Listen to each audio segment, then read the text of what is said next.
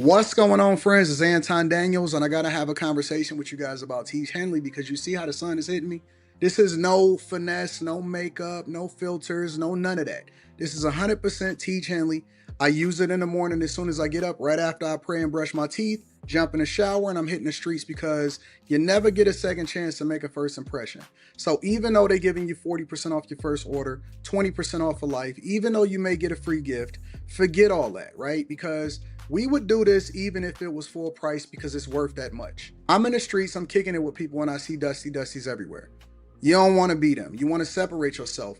And the way that you separate yourself is self-care. Ladies get it for the fellas. Fellas don't wait for the ladies to get it for you. I'm about to hit the streets right now, and I'm feeling confident. I'm feeling great. I mean, I already got confidence, but to have that extra boost of confidence, knowing that you've taken care of yourself and you set yourself apart from all of the rest of the sheep that's walking around making bad decisions on a daily basis. And it's reflected in their actions. It's reflected in the products that they use. It's reflected in the people that they follow. And so if you're trying to level up, if you're trying to make sure that you look good, they're going to send you the pack. They're going to give you all of the instructions on how you're supposed to use it. Then make sure you get your Teach Henley. Again, 40% off your first order, 20% off for life. Get your free gift. Make sure you tap in with your boy Anton Daniels because Unc is never going to lead you wrong. I would never have you use a product that I don't use myself. Again, they've been rocking with me for a long time. Make sure you get your Teach Henley. I love you. I appreciate you. I'm going to holler at you guys later.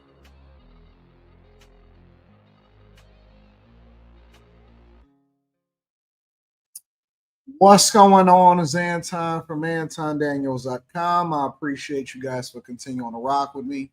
Thank you for tuning in for another edition of the Million and Morning Show. I'm your host, Anton Daniels. What up, what up, what up, what up, what up?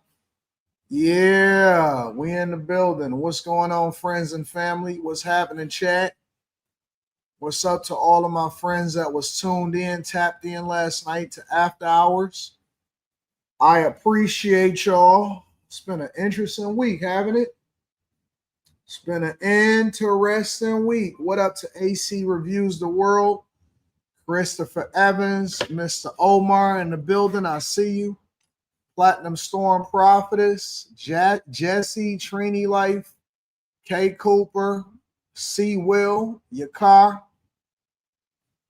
K. Soup, A. Dunn, Crown, Napoleon, Lisa says she finally caught alive. What up, Lisa? Eric OG, Van, Jew, AJ, J Hustler, Loso Way. Ty, you heard that they didn't give Trump the Nobel Peace Prize. Yeah, I seen that. We're going to talk about it. We're going to talk about it. Let's have a conversation. It is Friday, October 10th, 2025, year of our Lord. Got new music drop. What movie's coming out today? Is it any new movies today? Or new movies yesterday? What's at the theaters? Let me see.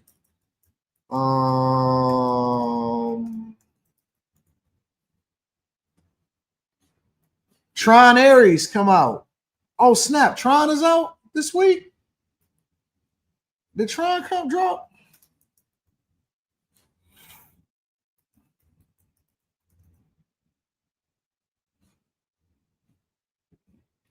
The first one dropped on the year that I was born. Yeah, Tron dropped this weekend. All right, so we're going to go see Tron. Maybe I'll do a live, not a live, but we'll do a show. My dog Slimmy.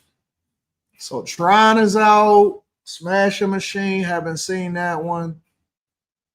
One Battle After Another. Don't know what that is. Conjuring. Always going to be something like that around Halloween. Good Boy, Long Walk, him. Tron seemed like it's the move. I don't know what the reviews are, but I'm going to go and see it for myself. I don't really check reviews. Did you already review the man that had 200 explosives at the DC church? I didn't, but I got it. I got it up. So you know how we do it on Friday. Y'all know how we do it on Friday. How we do it on Friday, for those of you that may be new here, is we kind of off the cuff. So usually I'm inside of the studio over there. But on Fridays and Saturdays, we kind of just go off the cuff and we talk about the stuff that the people want to talk about. You heard Him Was Terrible. It's a lot of terrible movies out here. A lot of these movies need to go straight to Tubi. They're not even worthy of. I've always wanted to do a short film myself. I've always wanted to do a film, not like a biopic or nothing like that, but I always wanted to just do a film. I'll also tell you that, you know what I was thinking about today?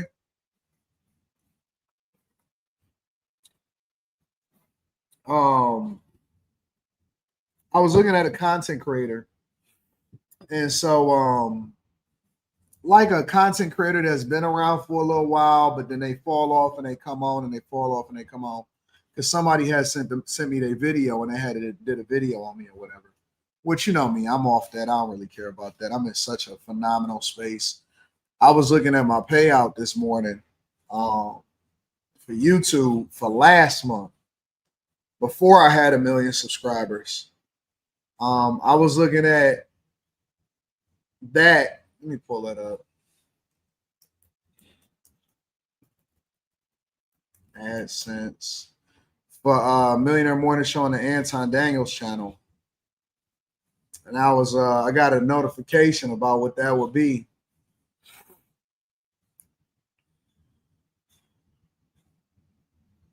I need that. I ain't showing y'all the other one. And so I got the notification for what that will be, and I'm like, you know, it's bittersweet. You know what I'm saying? It's bitter. Y'all know that I'm very transparent. I'm gonna stop being so transparent going forth in the future. But I'm gonna show y'all just to show y'all. So that's what my payment is gonna be this month from last month. So this month from last month, billing period, October 1st temp. So that's my ending balance.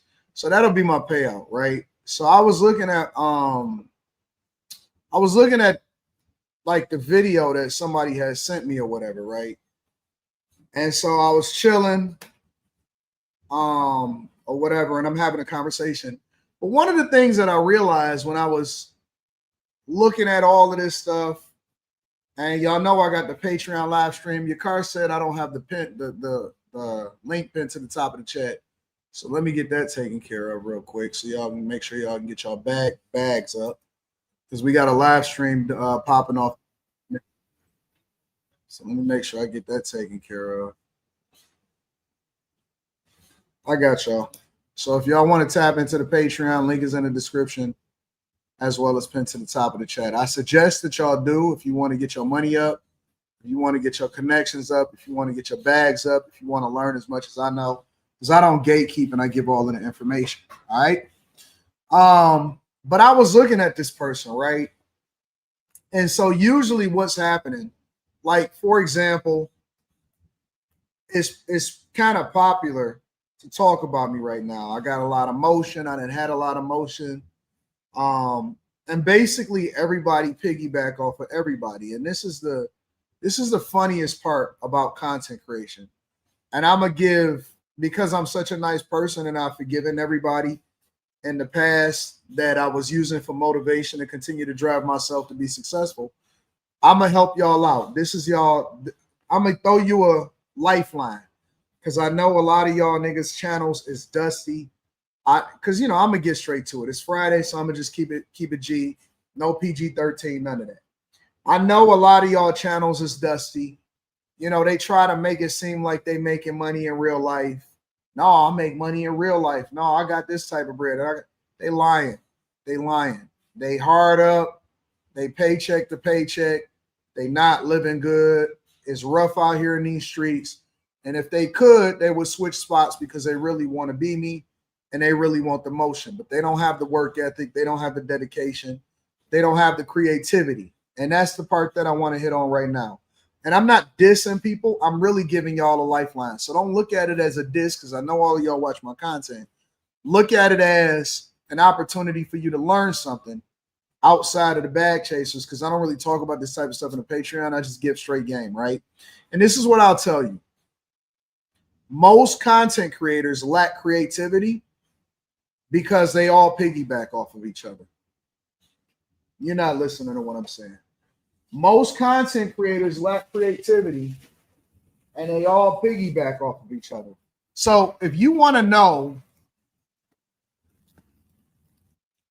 Kimmy sent me this. Shout out to Kimmy. Kimmy sent me this. I'm going to go over this in a minute. If you want to know why you may do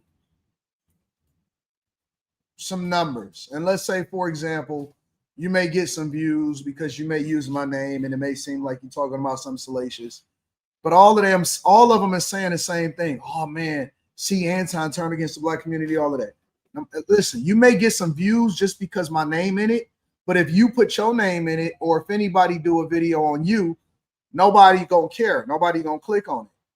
And the reason that is, and the reason why y'all channels are so dusty, and this is the honest to God truth, is because it may be one content creator that come up with something creative to have a conversation about, and they may talk about you, and regardless of whether it's negative or it's positive, they come up with it. But then what you'll see is a whole bunch of content creators that basically piggyback. That's why you're not popping. You don't have no creativity. You don't have the ability to create something usual. Y'all think that just because you stand in front of a microphone and you talk and you got a camera and you get some LED lights in the background, that people gonna want to hear from you. Nobody wants to hear you. The only reason that they're listening to you at that moment is because you may be talking about me, or you may be talking about somebody else that's relevant, or you may be doing that. And I'm not saying that you shouldn't react, because reactions are good. But why do they want to hear your reaction? Why do they look to you for your unique perspective? They're not clicking on your video. You're not giving them anything to hold on to. You're not giving them anything to subscribe to. You're a terrible YouTuber. And I'll tell you this ain't TikTok. You know what I'm saying? This ain't Instagram. This ain't Snap. This ain't none of that. This ain't X, formerly known as Twitter. This is a different beast over here. It's a different animal. So you think that you may get some views on a video, but you ain't got no motion. And that's why ain't nobody checking for you. That's why you don't get no consistency. That's why you can't even predict what your numbers would be if you was consistent. And you don't have anything to stand on. You know what I'm saying? So I'm trying to give y'all a lifeline. A lot of y'all been doing the same thing for years. Same thing. And something to pop off, or somebody say something, everybody rush to say the same thing at the same time. But nobody cares about what you're saying because you're boring. You're not unique. You're not special. There's nothing about you that's memorable. Nobody is going to subscribe to your channel and then keep coming back to watch your content. And nobody checking for you. You know what I'm saying? If you go out and you say, hey, I'm gonna be in this location, or I'm gonna be in that location, nobody gives a fuck. Nobody is gonna show up. Nobody wants to meet you. Nobody wants to shake your hand. Any of that. Anywhere I go, it's lit. It's packed to the hilt. Every meetup, anytime I announce, hey, listen, I'm going to this place or I'm going to that place, I got motion. My name means something. When you say Anton Daniels, people know who you talking about. You see what I'm saying? Y'all don't have no name. Your name is unoriginal.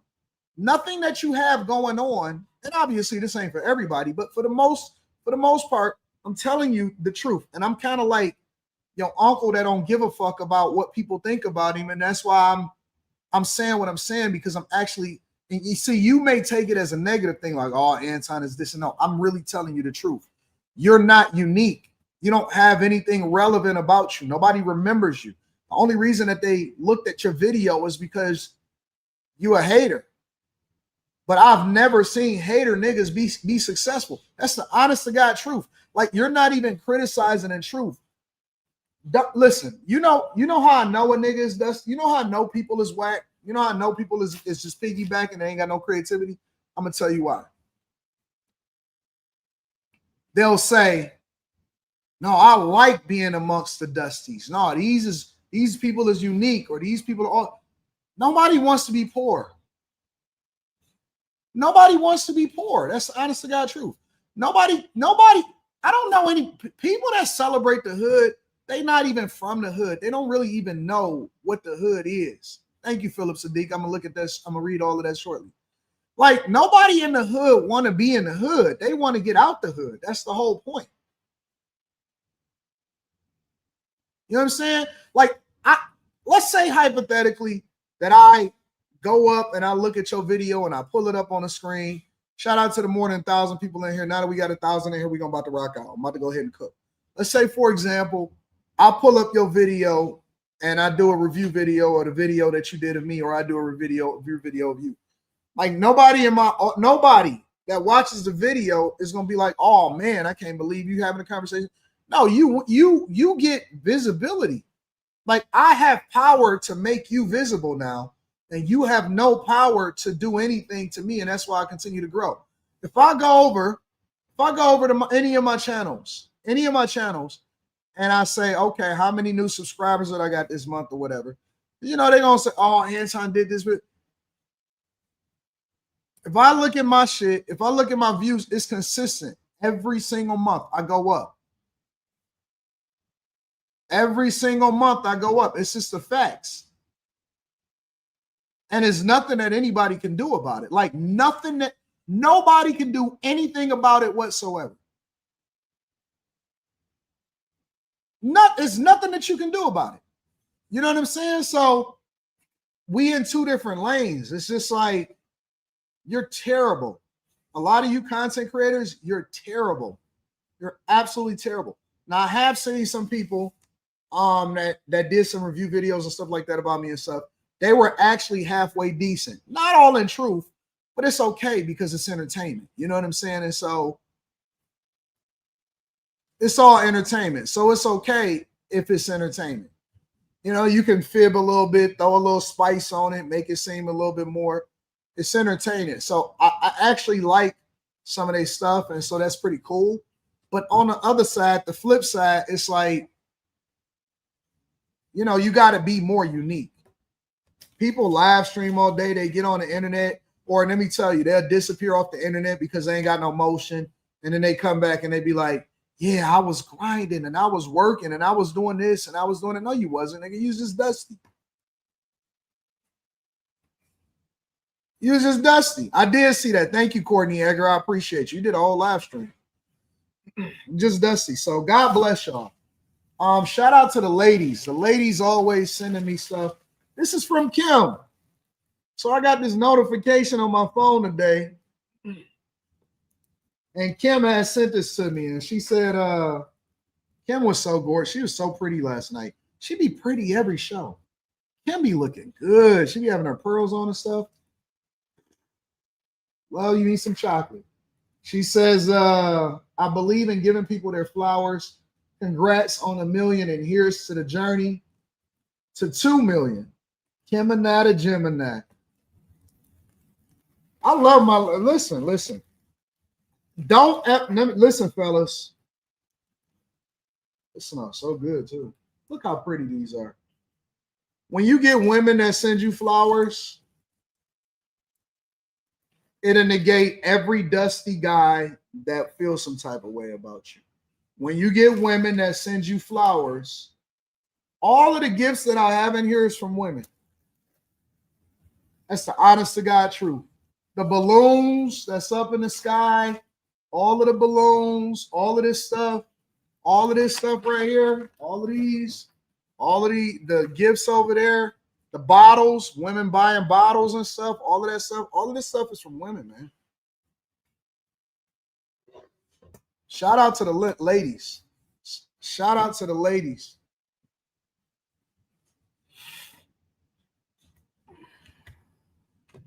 Shout out to the ladies. All of this stuff is from women. They send me flour. They buy me clothes. Women be buying me clothes. They get me awards and stuff like that. Siri, stop.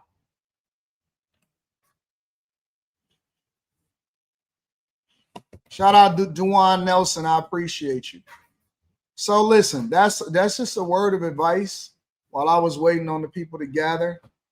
I have to turn the heat down. That's just a word of advice Fly Girl Candy, you can send me flowers anytime. You ain't never got to think it's the. Listen, I love all gifts from women. I love them all. All right.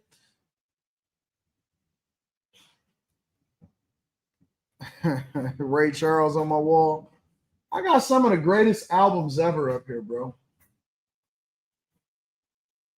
Got the Nipsey up there. Michael Jackson Off the Wall is probably the best one. That right there. That's real money right here. That's real. Those are real $100 bills. And then got a bunch of albums. Got them all down there. Albums all the way down there. And then I got different balloons and stuff in here. Got the balloons all in the sky. See all of the balloons and stuff. Balloons over there. Balloons over here. These are a separate set of balloons over here. Got awards written over there. Got the bottles. Got the YouTube stuff all over that. Everything.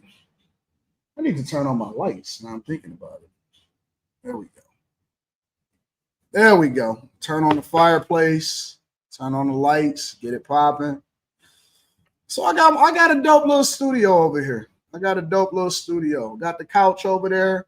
Got the clothes that I wore into the studio over there. See all of that? See the clothes that I wore. Switch out on my joggers. Got my cameras everywhere. Everything. So we good. Invest in yourself. Stop being dusty. Invest in yourself. You know what I'm saying? I see y'all little looking dusty as hell. Y'all niggas been on YouTube for 3, 4, 5, 6, 7 years. Y'all niggas still got that same piss poor background, piss poor situationship, piss poor setup. You dusty. It's no inspiration. You know what I'm saying? You got to be able to bring a chick in here, sit her down. I'm working on the computer. I'm live streaming. She's sitting over there. You can turn on the little fireplace. Where's my remote for the fireplace? Is this over here? Fireplace remote. Turn on the TV. Get some surround sound in here. Where's my remote for the fireplace? There it is.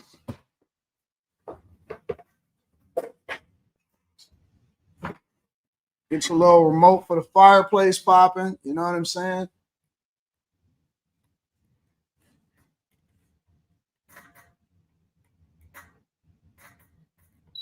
There we go. Hey, I wanted to beep, but it didn't turn on. My whole wall is made of marble, bro.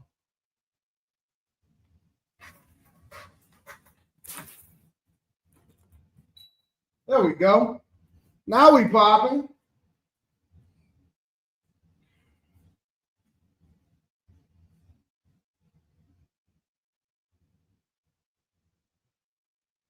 Now we popping.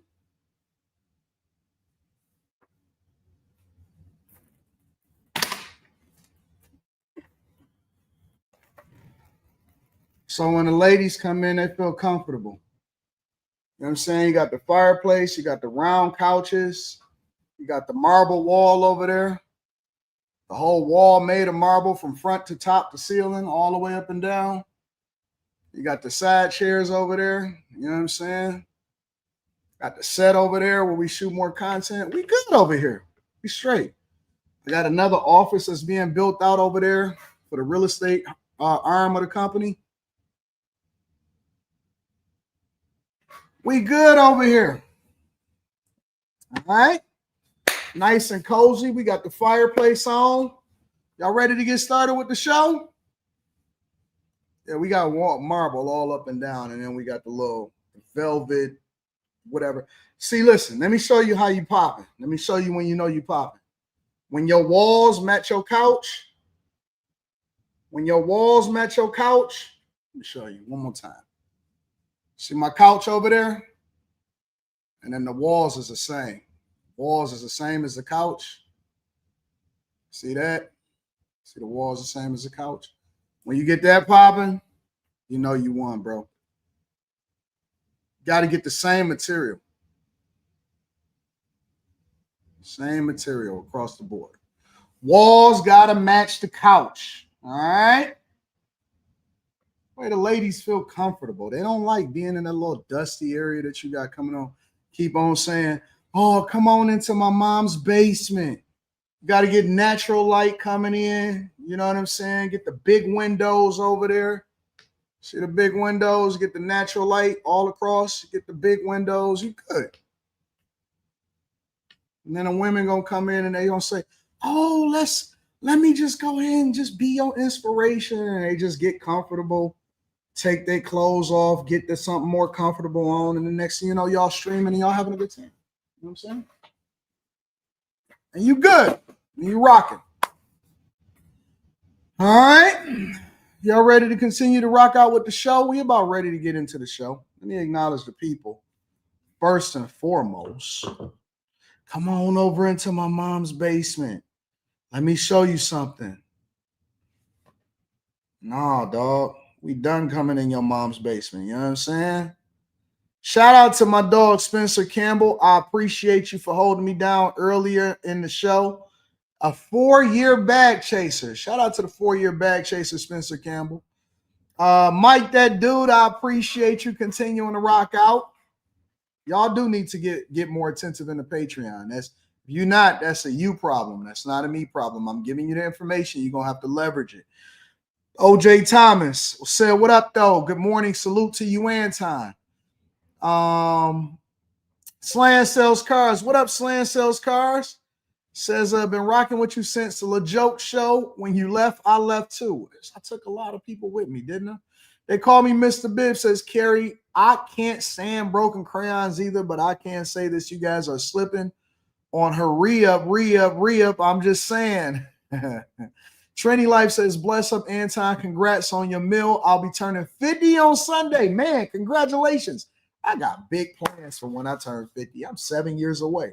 And I want to thank you for all of the lessons learned here. Absolutely, my friend. T. Sali says, what up, though, Unc? I'm part of that 0.1% of men you spoke of recently tapping in. I hope you have a great day, brother, and congratulations. Yeah. Chad for more says, good morning, AD. Congratulations on the 1 million mark. This isn't a movie, but a short series called Monsters. The Ed Gein story. It's good, twisted, but good. All right, we're going to have to check that out. Brian the filmmaker says, a movie you need to watch is A Long Walk. I swear on my life it's the movie of the year or win awards. A Long Walk. I'm going to have to write that down. Let me put that in my notes. A Long Walk. It better be good too. Listen, anytime you make a recommendation, you're going to have to make sure it's good. All right. What else we got going on? Edward Shannon says, I just got a second job today and got some subscribers on Facebook, but I want more. That's why I watch Anton to learn and put it into motion. All right, I like that. Philip Sadiq, longtime supporter of the show. Philip Sadiq is in the building. Says, my brother, congratulations on the 1 million subs. Thank you, Philip. Appreciate you, bro. P. Shank says, good morning, Anton and the Millionaire Morning Show. What up, P. Shank? Thank you, Philip, man. I don't take it lightly, bro. Without question, says Super Chat won't let you send what you want to send, but check Major Lives News, a boom in a Tennessee plant. All right, we'll check it out. We'll check it out. Man, I get so much inspiration from you, bro. Your work ethic and drive to chase the bag. Next level. Anytime I feel tired, I just think, I bet Anton's working. You know I'm working. I'll be working from the time I wake up to the time I go to sleep. I can't let people catch me. I never seen piss poor situationship. Congrats. Let's get go. Shout out to Elevate to the Unknown. Make sure y'all tap into his show too. Go and watch. I don't even look at it as a channel. I say his show. Tap into him. All right, y'all. Y'all ready to get started with the show? All right. So let's start off with Trump. Enough of me stunting on these powdered donuts. I call them a box of powdered donuts. We don't care about that box of powdered donuts. Let me see what's happening, man. Arrested, Waffle House, government, 5, border crossings, Trump. All right, let's start off with this. Let's start off with the Trump ceasefire deal. King Manasseh says, I owe you a super chat for the meal on Wednesday. Money was a little funny. You ain't got to send me nothing, man. Listen, I never asked for it. I just appreciate anytime anybody add value into what we got going on. Thank you, my friend. I don't want y'all to ever feel like y'all have to send a super chat. Like, I'm thankful no matter what. You know what I'm saying? Go into the Patreon. I'd rather y'all actually show up in the Patreon than send me a super. Now, if you send it, I'm gonna show appreciation. But I'd rather y'all get the game. I appreciate it either way. Thank you, my friend. I'm just thankful. All right. Let's start off with this a ceasefire. So I seen this. What I seen it yesterday. I said, all right, I'm gonna have to check this out. Here, President Trump now providing new details on that peace deal between Israel and Hamas. In a cabinet meeting today, he said he expects the remaining hostages in Gaza to be released Monday or Tuesday. Also saying he plans to visit the Middle East, but is still working on the timing. Trump hopes the deal will provide lasting peace in the region. We reached a momentous breakthrough in the Middle East, something that people said was never going to be done. We ended the war in Gaza and really, on a much bigger basis, created peace. And I think it's going to be a lasting peace, hopefully an everlasting peace. For more on this story, let's bring in CBS News White House reporter Aaron Navarro. Aaron, this is a historic achievement for the administration. What else did we learn from that cabinet meeting today? Chanel, in addition to the president saying that the hostage release is expected next Monday or Tuesday, you also heard him name the specific Middle Eastern countries that were crucial in getting this deal over the finish line, at least the phase one agreed to. He mentioned Qatar, the United Arab Emirates, Saudi Arabia is coming together to make this deal happen, as well as Jordan, Indonesia, Egypt, where the mediators and U.S. officials were to finalize this agreement, and Turkey, specifically noting that President Erdogan had a notable involvement in this. And when it comes to the reconstruction of Gaza, that's something you've heard President Trump talk about in the past. He said that it'll be those Arab nations, particularly the wealthier ones, that will be involved in funding and the construction of that. You also heard a little bit from both Trump and Secretary of State Marco Rubio about what the turning points were that made this deal happen. President Trump noted the U.S. strikes on Iran's nuclear facility, saying that if they did not do that, that there would be a, quote, dark cloud hanging over any peace deal agreement. And you heard Rubio cite the president's meeting with Arab leaders during the United Nations General Assembly in New York just a couple weeks ago, as well as the president's one-on-one meeting with Israeli Prime Minister Benjamin Netanyahu as key points in getting this deal done. And Aaron, you know, what more do y'all want from Trump, bro? What more do y'all want? This dude's stopping wars. He's getting ceasefires, deals, Israel and Hamas, Gaza. What more do you want from him? Iran, we don't hear nothing from Iran anymore. Right? He's still trying to put pressure on Russia in order to try to stop the wars. He went over into African nations and stopped wars and genocides over there. What more do you want from him? Huh? He's done everything. Bro, he hasn't even been in the office for a whole year. Hasn't even been in the office for a whole year. The dude is getting illegal migrants out of the country, right? Probably saving people's lives as far as like preventing future crimes from happening that otherwise would have ruined your communities. What more do y'all want?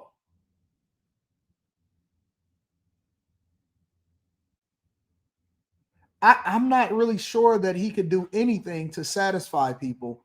People are still going to feel some type of way no matter what, regardless of how great he is or how many different things that he stopped or how many different wars that he stopped or whatever ceasefires and peace deals that he stopped, whatever nuclear weapons he prevent from being made. The dude has been more visible I seen that CNN reporter. What's the CNN reporter that he always getting on inside of the White House? I even seen her talk about how it's so much different covering Trump and how visible he is and how how transparent he is about what it is that he got going on than any other president, including the Biden administration and things that she's seen or she heard. Caitlin Collins, is it Caitlin Collins? Let me pull that up because I seen that clip a little bit. I seen her talking about it. She was talking about how visible Trump is. She was even giving some visibility to Trump. Let's see if I can find it.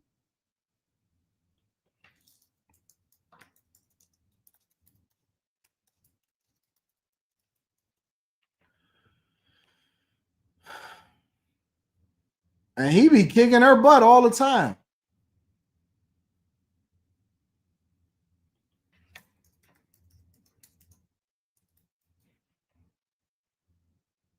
I gotta find that clip where she was talking about it. Like she was getting interviewed and she was talking about how it's so much different covering Trump than it is covering anybody else because he's so transparent and he's so visible. I gotta find that interview.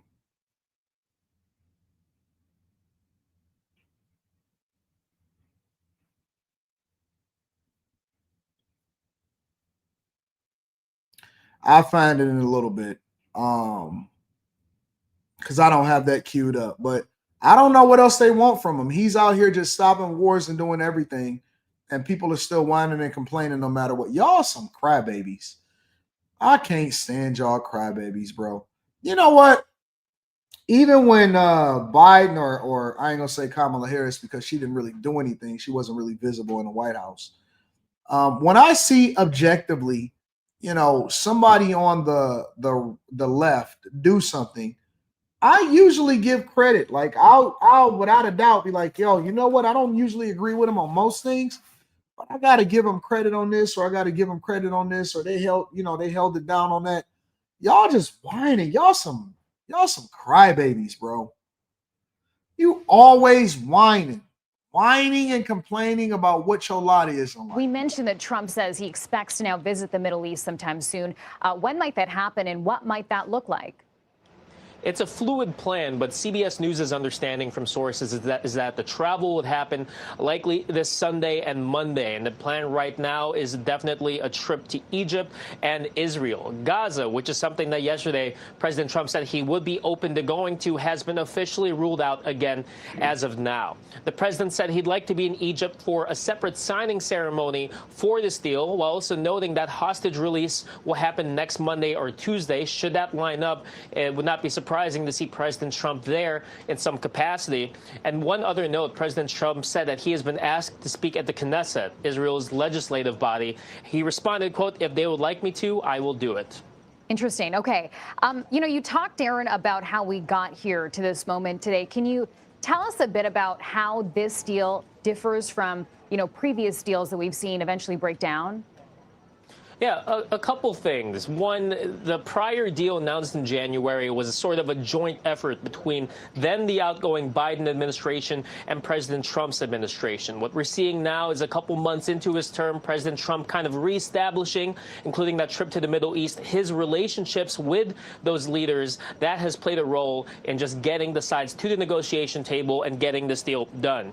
And you've also seen the president frame this as not just a peace deal for Gaza or between Israel and Hamas, but a larger peace deal for the Middle East as a look, it's not gonna last, unfortunately, temporary ceasefire. Is this how y'all are with y'all friends when y'all out and about? Is this how you are with y'all girl and y'all guy? Is this the way that y'all talk? A girl can come over and be ready to give you some box and ready to put it on you, and you just show up and you be like, you know what? I mean, I know you say you're gonna give me some box, but I don't really believe that it's gonna last. Is that how y'all move? Is that how they move?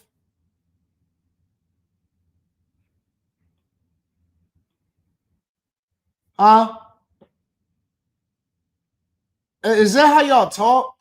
Like anything that happens good, it's always something negative. It's even when something positive, the weather is good. Yeah, but you know, winter is coming. But the weather is good tonight. You know what I'm saying? The weather is good today. Hey man, you want to go and have a good time today? No, because I know something bad is just gonna happen. Like it's so many negative Nancy's. Do y'all have any good days? Do y'all have anything positive happening? Does anybody like you? Does anybody like you? Just so nasty. Region. Got it. Okay, Aaron Navarro, thank you. Take care. And CBS News reporter Haley Ott is in Tel Aviv with more on the logistics of this deal and how people there are responding. They never even. President Trump says he's expecting the remaining hostages held in Gaza, 48 in total, around 20 of whom are believed to still be alive, to be released on Monday or Tuesday next week. This comes as the first phase of that 20-point peace plan that the White House put out. You said, no, we don't trust Bibi. You don't have to. The only thing that you can do is go based off of what it is. You know me personally. You know what I do? You know what I say to people? Even when I don't mess with them or even when I don't trust them, I'll be like, you know what? I just take everything at face value. I don't have to trust you. All I have to do is be aware while at the same time enjoying what the current circumstance is. When did y'all have to start trusting people in order to enjoy yourself? You know what I'm saying? Like, today is a good day. Y'all got to go and listen to the Ice Cube song. Today is a good day. Ooh, wow. Ooh. Just waking up in the morning, got to thank God. I don't know, but today seems kind of odd. No barking of the dogs. Come on, man. Y'all got to go listen to Cube. Go listen to today. Man, y'all got to listen to some positive music when y'all wake up in the morning. And mama cook a breakfast with no hog.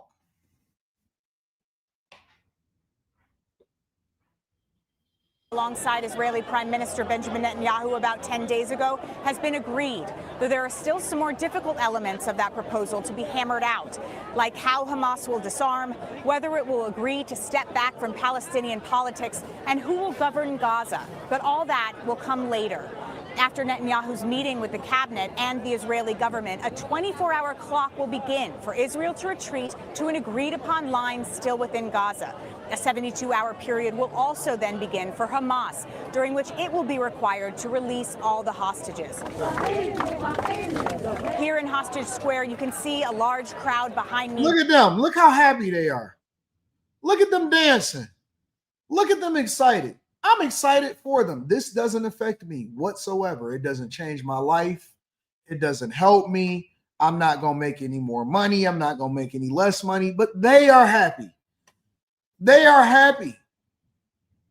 Somebody is not going to die tonight. You know what I'm saying? Like, look at how happy they are. They dancing in the street. We want them to have peace so that they can make sure that they stay in their own country and build themselves up. This is a symbolic place where people have been gathered throughout the war to be with one another and to support one another and the hostage families. For pretty much the last 2 years, families of the hostages and many Israelis have been protesting, demanding that their government agree to some sort of deal to bring all the hostages home and end the war in Gaza. And now it seems like that could be happening. In Gaza, where local health officials say over 67,000 people have been killed in this war and the humanitarian crisis has reached a real breaking point, our colleagues report similar scenes of relief.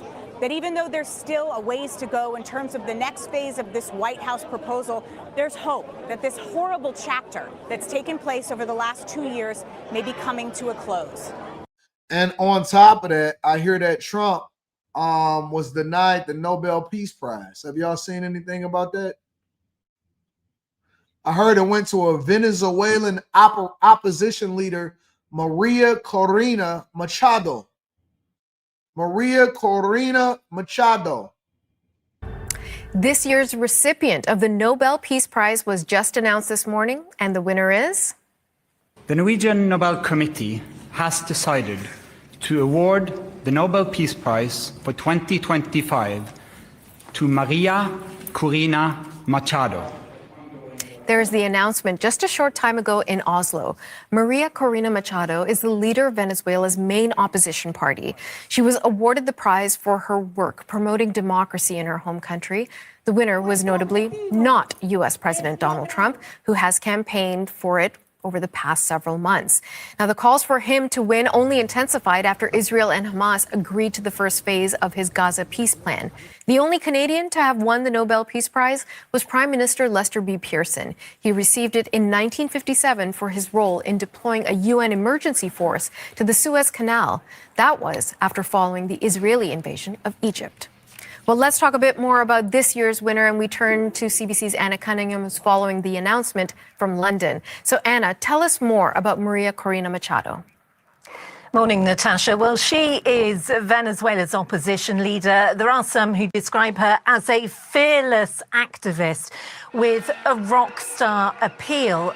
We know that this is arguably the world's most prestigious prize. The Norwegian Nobel Committee have said that Machado is being honoured for her tireless work promoting democratic rights for the people of Venezuela, and also for her struggle to achieve a just and peaceful transition from dictatorship to democracy.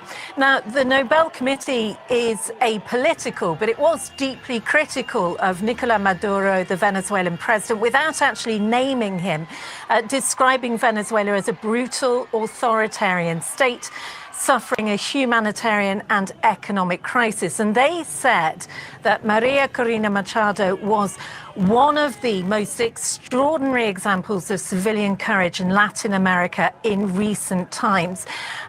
Yeah, Trump should have got it. But some people in the chat is saying, well, it's based off of what happened last year, so he should get it next year.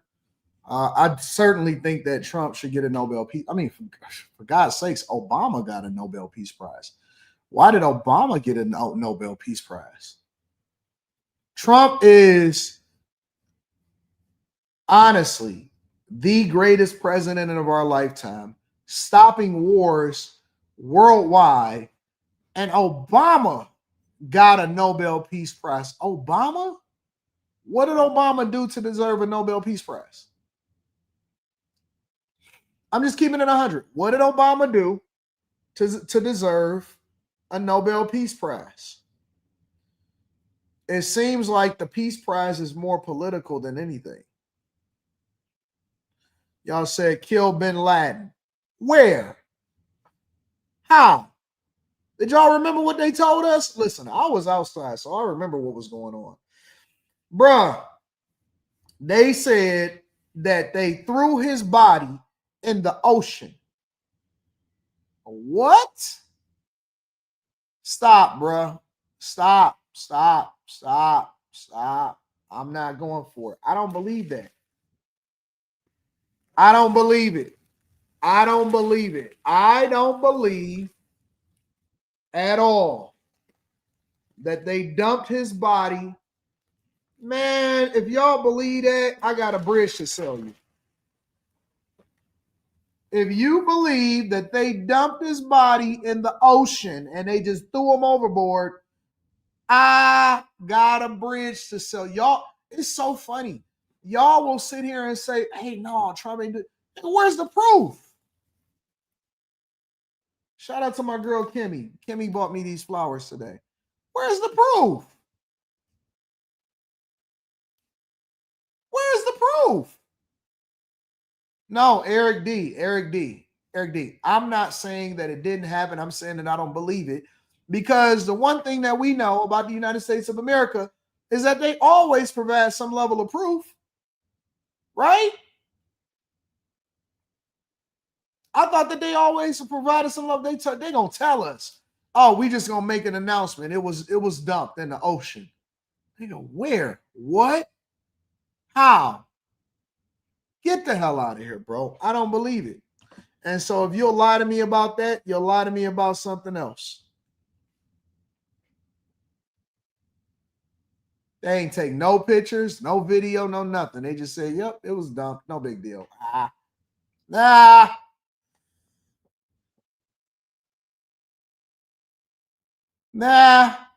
Eric D said you would never believe it. Yes, I would. So you want me to just take Obama's word for it? Come on, man. Would you just take some Eric? Okay, Eric, listen. Think about this for a second. Of all the things that we would believe or not believe, they tell us that they just threw his body overboard. Do you believe that? Okay, let me ask you another question. If it was the Republican Party, and let's say who was the guy? Whatever, the Republican guy that was running against Obama. If it was John McCain, right? If John McCain said, yep, we killed him, and then on the way home, we just go ahead and dump the body overboard, would you believe it?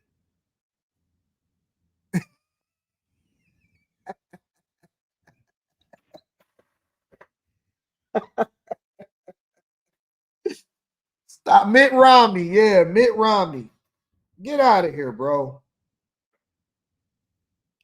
Get out of here, bro. Stop, man. Stop. Stop, bro. I'm not saying that they didn't get him. I just don't believe everything that they said. Yeah, they dumped him like Megatron.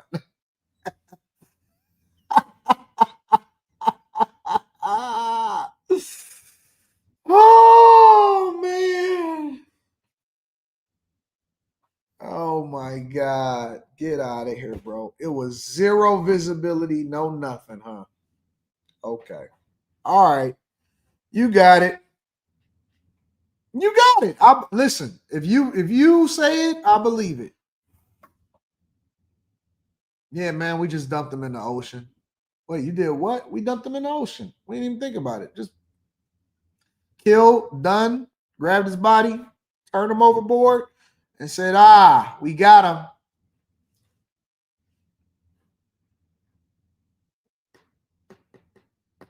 We got him. We dumped him overboard. I'm assuming that y'all think that 9/11 was real too, right? We got to protect the platform. We got to protect the platform. We got to protect. Maybe the planes was. Let me stop, bro. Maybe the buildings wasn't imploded either, right? Okay, you're right. You're right. No, listen, you got it. I'd agree with you. Y'all are absolutely right. Make sure y'all hit a like for the algorithm, subscribe to the channel, and turn on your notifications.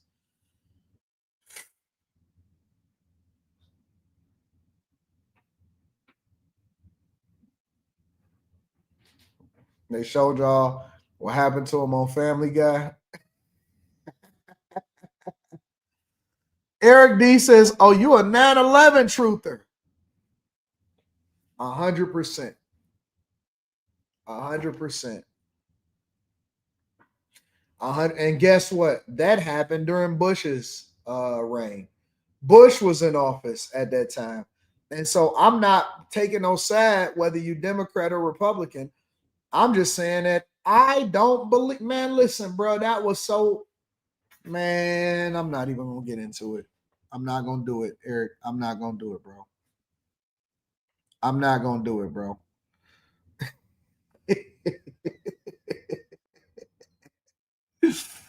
Oh, man.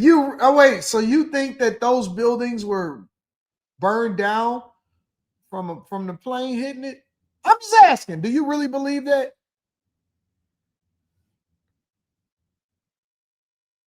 And just all right, I'm done, PJ. I ain't got nothing else to say. Let me read some of these super chats because y'all, I ain't doing it. Sniper says, congrats. I turned 26 this year and got promoted to senior engineer. Damn, you got senior engineer at your company already? You only 26? I'm grateful to find out about your channel. I learned so much. Here's some to it. Shout out to you, bro. I appreciate you. Cameron says, congratulations on a 1 million. And thank you, Sniper. I don't take it lightly. Congratulations on a 1 million subscribers. Just became an A+ certified yesterday along my cybersecurity program. Shout out to you. I got so many bag chasers that's winning. Blair, what up, Blair? I appreciate you, Blair. Terrible People Podcast says some people chose misery no matter what. Hashtag miserable. Facts. Eastside Trey says, you know well, we don't believe, or we don't sleeve. Oh, because he an Eastside Trey. See, no. I'm a Columbus gang. A lot of people don't know that. I'm Columbus gang. Y'all don't know what the Columbus gang is. So basically, we incorporated last night. About 1:00 in the morning, we decided to incorporate. And the Columbus gang is everybody that was on the live stream yesterday. It was me, Slimmy, Q Diddy, Carrie, Mika, Kimmy, Miss Sanchez, Lex. We all Columbus gang over here. So CG. So shout out to Columbus gang. You know what I'm saying?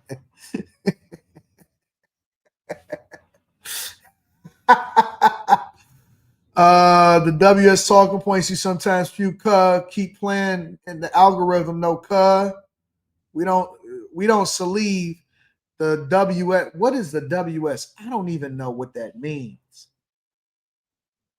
What does that mean? Hold on, I'm looking at your profile picture, Eastside Trays.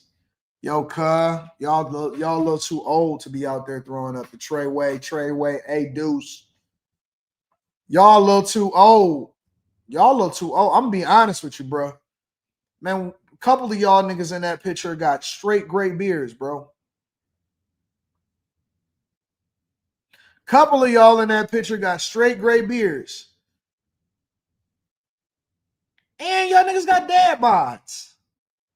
Come on, fam. Hold on.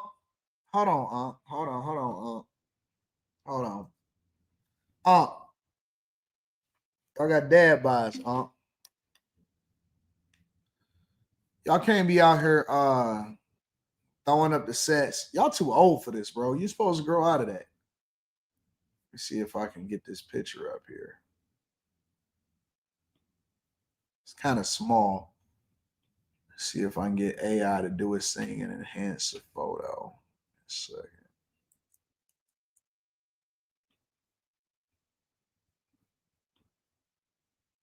Go to AI.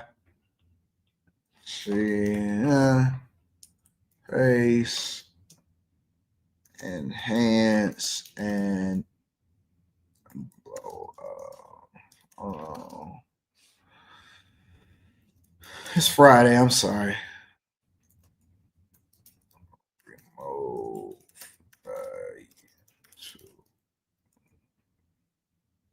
icon. Let's see what they can do.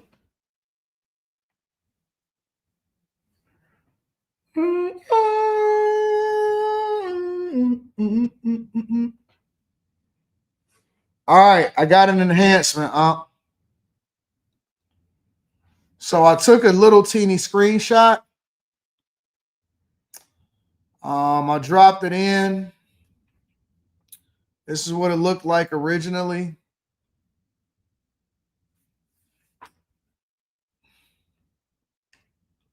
That's what it looked like originally. I did a little bit of prompting. So I'm going to see if I can get that popping for you, a big ump.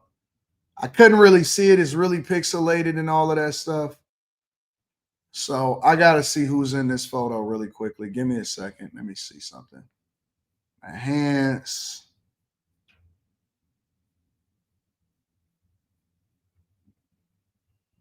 Y'all too old for this, ump. Let me see this. Download full size, enhance photo, remove YouTube icon, blow it up. Display, open with, we'll pull it up on Google Chrome. That's you, ump. That's y'all. Y'all too old for that, bro. Hey, my man got lean over there on the left. Y'all blowing up the Crip sign. Homie over there with the gray. Look at this, man. See that? See what you done did? All I did was go through, screenshotted that little thing right here, screenshotted this, went into AI, and decided that I wanted to show exactly what y'all want to do. Y'all too old for this shit, huh? ALG, you too old for this. See what you done made me do? We don't need the FBI. We got Anton Daniels. You too old to be typing in my chat, sending a super chat, not having bees, and throwing up the treyway. Y'all niggas need to go to sleep, man. You gotta, bro. Y'all got dad bods. Niggas is too old for this. What's wrong with y'all? What's wrong with y'all? Hey, if y'all want to learn how it is that I leverage AI, make sure you tap into the Patreon. Link is in the description. I talk about AI. I talk about all of this type of stuff that we're able to do. We can enhance photos. If you want me to make it, a lot more refined, I can find certain details inside of there. But if y'all want to leverage AI, make sure y'all tap into the Patreon. Link is in the description. I show you how to get this money. I show you how to get into it. All right. What's wrong with y'all, bro? Bro, we supposed to be at the barbecue. We supposed to be having a good time. Look at homie in the background. Y'all all went to Lids and bought the same hats. Is that what you decided to do? You went to Lids, you went to Foot Locker and bought all of the T hats. Now we can't go and get no Tennessee hats no more. This ain't it, huh? This ain't it. Want to see the original photo? I'll show you the original photo, huh? Because I know you ain't gonna, it is what it is at this point. Y'all thought about putting some threes up. Go to Photoshop, crop, image, crop it out. We're gonna save it. All right.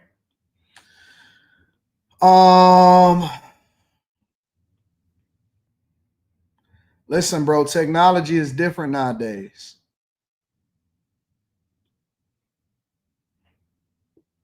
Technology is different nowadays. You can't do the same things that you used to do. This was the original photo, huh? That's what y'all gave me to work with. You tried to put the threes up.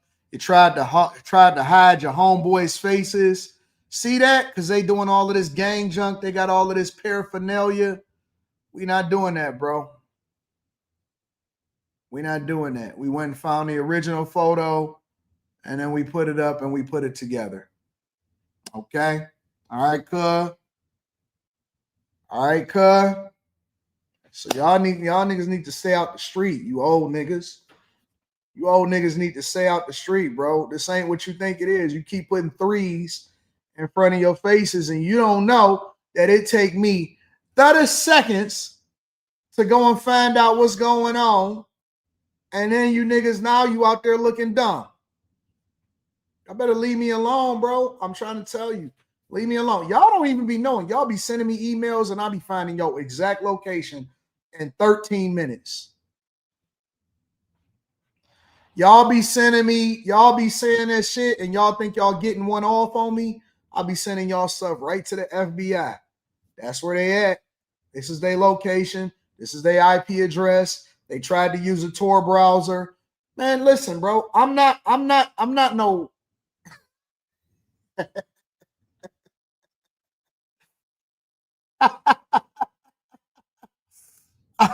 Bruh. I'm not that. I'm not that. All right? I do this all day, every day. This is why they paid me the big bucks. I get people arrested. When they do bad stuff, This is what we got to start doing in the community, man. This is what we got to start doing in the community. Y'all can't keep letting criminals do stuff and pop off and commit crimes and think that they're not going to pay for this.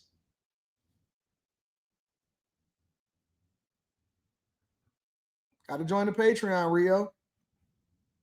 Y'all not going to keep on doing stuff and not making people pay for this.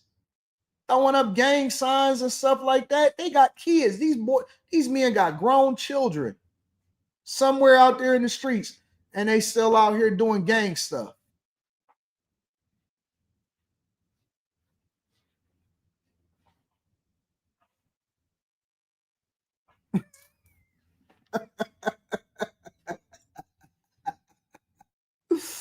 All right.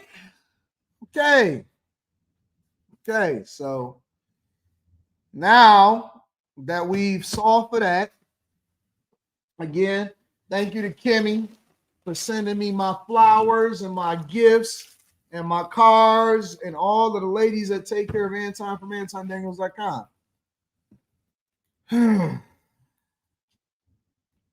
Leave me alone, bro. Let me read the rest of these super chats.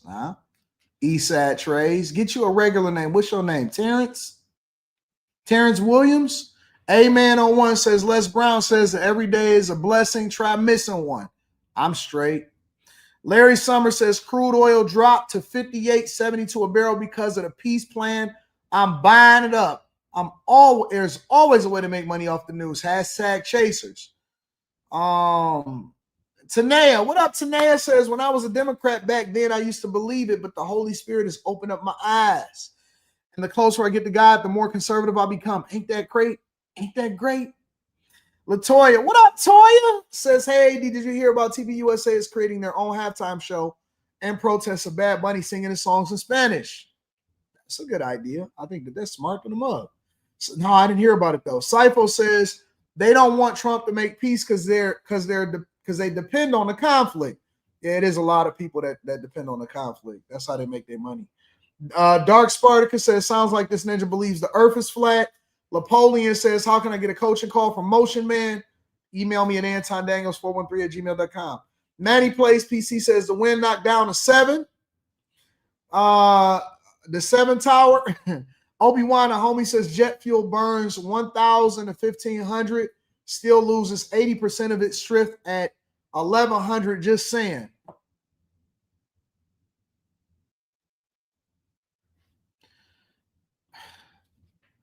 I'm a senior at Fremont High. All auto.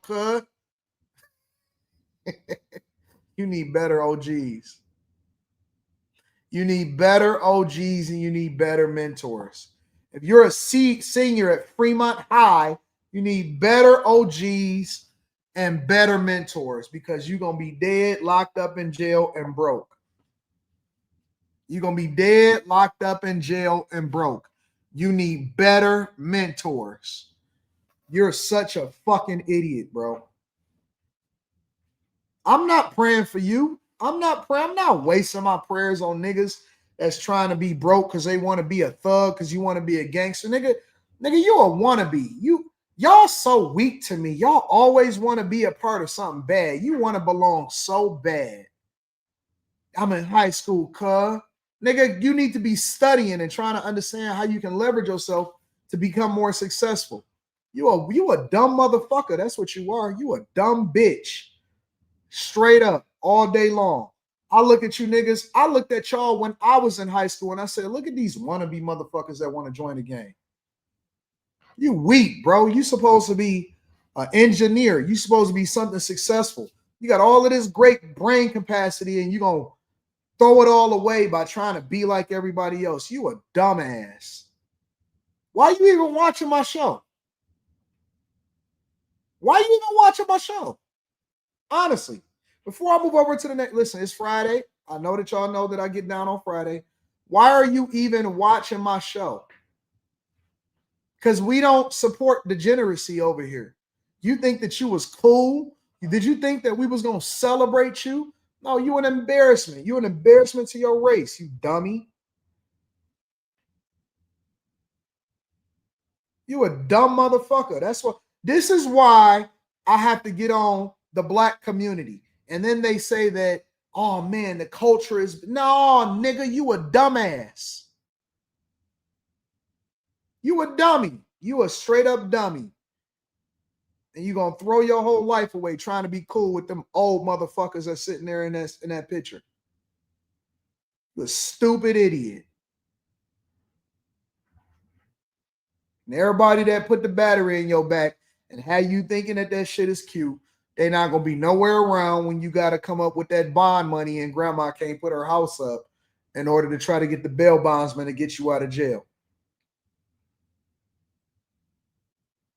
I never understood why niggas idolize other broke niggas that never made nothing of themselves. Now, if you had some Crips that was some engineers or something and they became something great or something, it's like, oh, okay, yeah, let's get this money. He got rich or whatever. Y'all all dumb. Y'all idolize the dumbest people ever. Y'all criminals are even whack.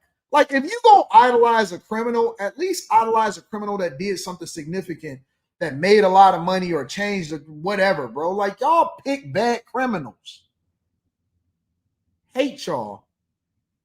Do some of the worst things in the community. No, man, we give away turkeys. You a scourge on the earth. You so dumb, stupid, idiots. I'm in high school, cuz. Yo, daddy should have gave you more whoopings when you was younger and you wouldn't be sitting here having this conversation. You an embarrassment. You're the reason why they look at us and they say black fatigue. You're the reason why they look at us and they say black fatigue. So stupid. Spacer says, Ninja old enough for a new whip, but throwing gang signs. So old, so stupid. Mr. Lot says, okay, so we got Hebrew Israelite Chicagoans and people named Jose or Jose and George, and now you fell out with the Crips. I hate these people, bro. I hate everybody that's against God. And the way that you live your life is against God. Ted Marley says, yo, Anton, if you paid off all of your debt and you left with only $2,500, do you let it sit and keep saving, or you put it in the brokerage? You put it in the brokerage and you keep dollar cost averaging. Put it in the brokerage and keep dollar cost averaging. Magnetar says, I'm still tripping on Believe instead of believe. All because believe starts with a B. Did y'all catch? Yeah, they don't believe in the alphabet no more because they Crips. Bishop Cameron says, with trust in God, good success will happen. Samuel Hartfield says, still celebrating you for reaching 1 million, my Detroit brother, and I officially joined the Patreon. Shout out to the Bag Chaser, says, I hate that the seat of the table is sold out. J Ben says, from no fumble, hashtag no fumble on the Fridays. F them kids, cuz. Brian the filmmaker says, in my mama house watching a show, and you got her saying, Brian turned it off with all that cussing. She a Democrat, though. Don't worry about her. Hey, my Dukes. Listen, my Dukes. We saving lives over here.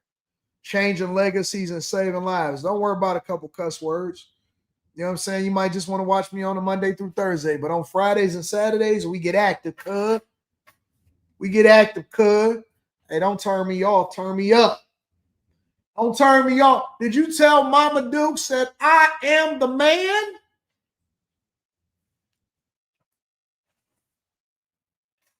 Your mama hate me too, Rio. Tell her to say what up to me. All right, what we talking about next? What we talking about next, y'all? We talking about next, cuz. We talking about next, cuz. Oh, y'all want to talk about Letitia James?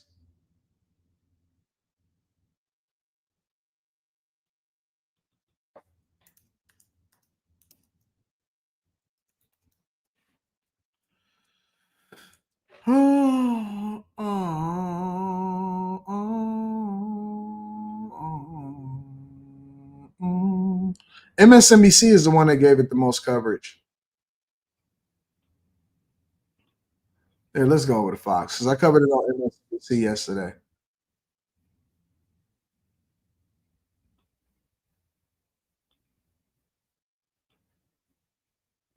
Letitia James. All right, very, very interesting story here in New York. Attorney General Letitia James has been indicted for mortgage fraud. We're watching the story very carefully. We will update you as more details come in. I can't think of two people better to talk about this than Miranda Devine, ace New York Post columnist, Fox News contributor, and Caroline Downey, National Review columnist. Ladies, first of all, welcome. What a shocker. What a shock. This is the gal who went after Donald Trump for not exactly dotting I's and crossing T's in some business records paper that should never have done anything, except she was coached by the Biden White House and weaponized by the Biden White House to go after Mr. Trump, take all his money and business away. Lo and behold, we have mortgage fraud, primary residence in Virginia Beach. Hold on, cuz. Because he got me saying, cuz now. He a little boring. You know what I'm saying? I don't know how they got these people on Fox Business, but boy, these people are boring. Let me spin over to MSNBC. They may have a lot of misinformation, but at least they're not boring. You know what I'm saying? What up, cuz? Well, hold on. Before we go over to MSNBC, let me see something.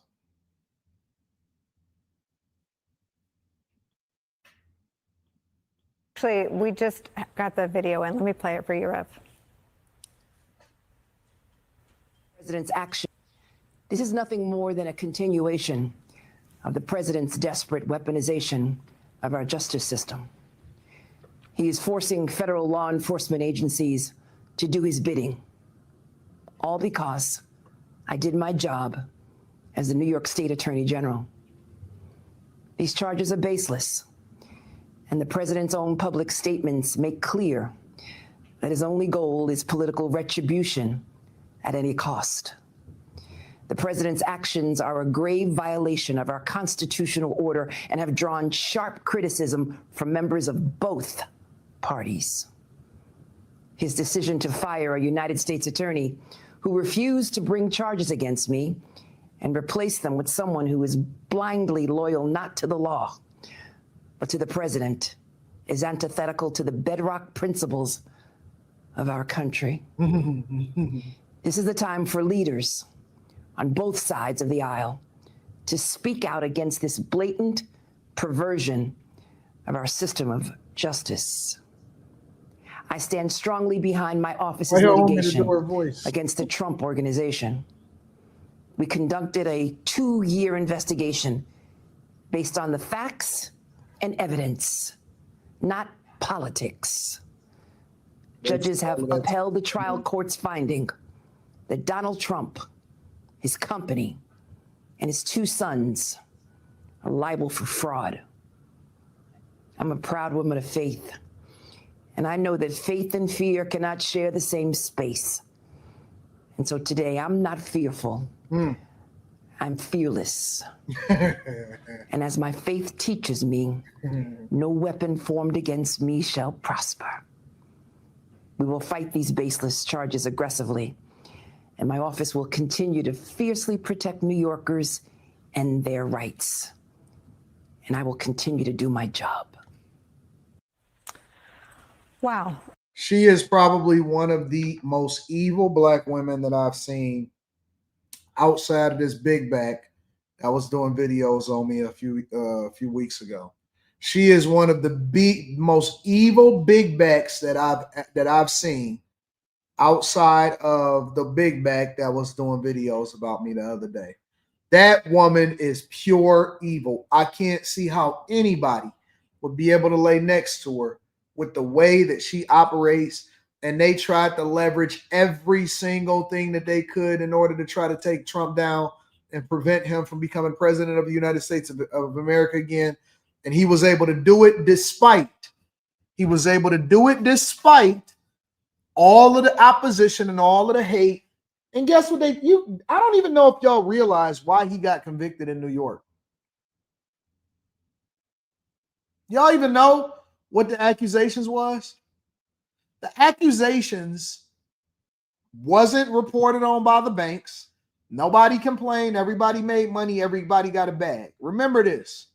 They tried to say that the money that the banks, who never complained about Trump whatsoever, that the money that the banks gave Trump as a result of the valuation of his real estate dealings was not valid, or it was overinflated because the value of his companies was lower than what it was that he said to the banks. Now, usually what happens with a bank, because I worked at them, I understand them, I broke it down. Usually what happens to the banks is that they have to do their own due diligence. Banks do their own due diligence to find out exactly what the valuation is and your ability to be able to pay money back. It's just the facts. And so what they were saying was, oh no, the valuation of what his companies weren't what they wanted it to be, or weren't what they stated. But the bank said, hey, listen, we was good. We got paid our money. Everybody made money. Everybody was good. And so we did our own due diligence. What's the problem? Most people that even will say, no, Trump is convicted, or no, this and whatever. So do you know that most people have no clue why he was even being convicted in the first place? Why he was on trial in the first place? Most people had no clue. They have no clue of what was going on down there in Fulton County when Fonnie Willis was busting it down for a real one and trying to make a name off of herself. Most people have no clue of what was going on in New York. Most people have no clue of what was going on down in Mar-a-Lago in Florida. They just recite something that D.L. Hughley says.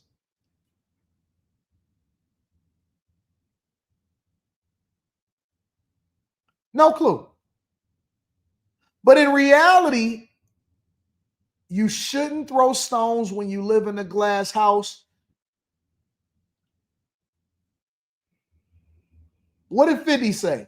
You shouldn't throw stones if you live in a glass house. Some, you better watch your mouth because I'll break your face. You're going against me, dog. She was living in a glass house. And so now what's happening is she was actually committing fraud, mortgage fraud specifically, but we'll get into that in a second.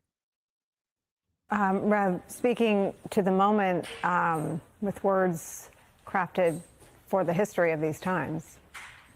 Look at this sellout. No question about it. And I think that if he were going to pick an enemy, he picked the wrong one, because the strength as well as the eloquence of Tish James will now be on the national stage. Because one, I agree with some of the panelists that the case will probably be thrown out. If it is not, it is going to really expose the weaponization of this president. Let me show you the disrespect. This was back when he was acting like he was Don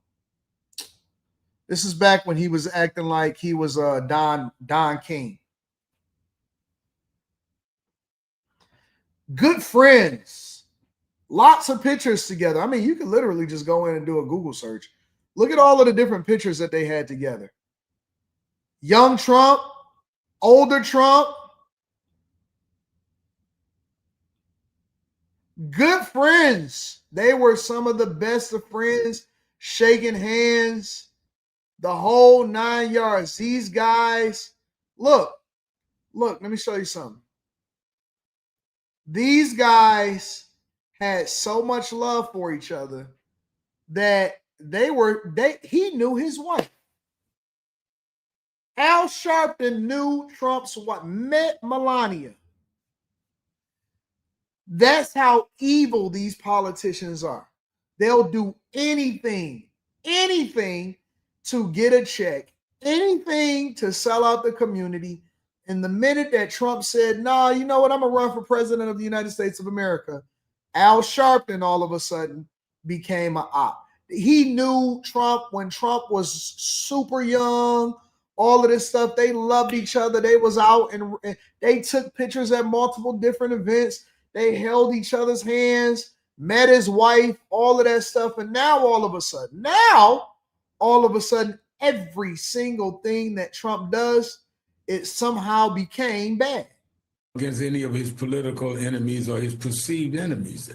To have Lisa Cook in the Federal Reserve and Tish James accused almost of the same crime, and then he goes after Comey. And this is a man that just a year and a half, 2 years ago, was saying that he was the victim of politicization of the criminal justice system, and juries found him guilty. Let's not forget when Tish James and the state attorney general's office of New York prosecuted his companies and him and his university, they didn't find him guilty. The juries found him guilty. The prosecutor can't say you're guilty. They can say you are accused. We're indicting you. He was found guilty of sexual harassment by a jury. Everybody know that was a fraud. Listen, I don't even think anybody can get a fair case in New York. If you're gonna do crime, don't do it in New York unless you're a low-level crime person. If you got visibility and significance, don't do crime in New York. Only do crime in New York if you're a YN. Only do crime in New York if you are a YN. Do not do crime in New York if you are a person of significance and you are a conservative. It's not going to work out for you, big dog. He was found 34 counts felony. They're not even addressing the what she did. He's criminal by a jury.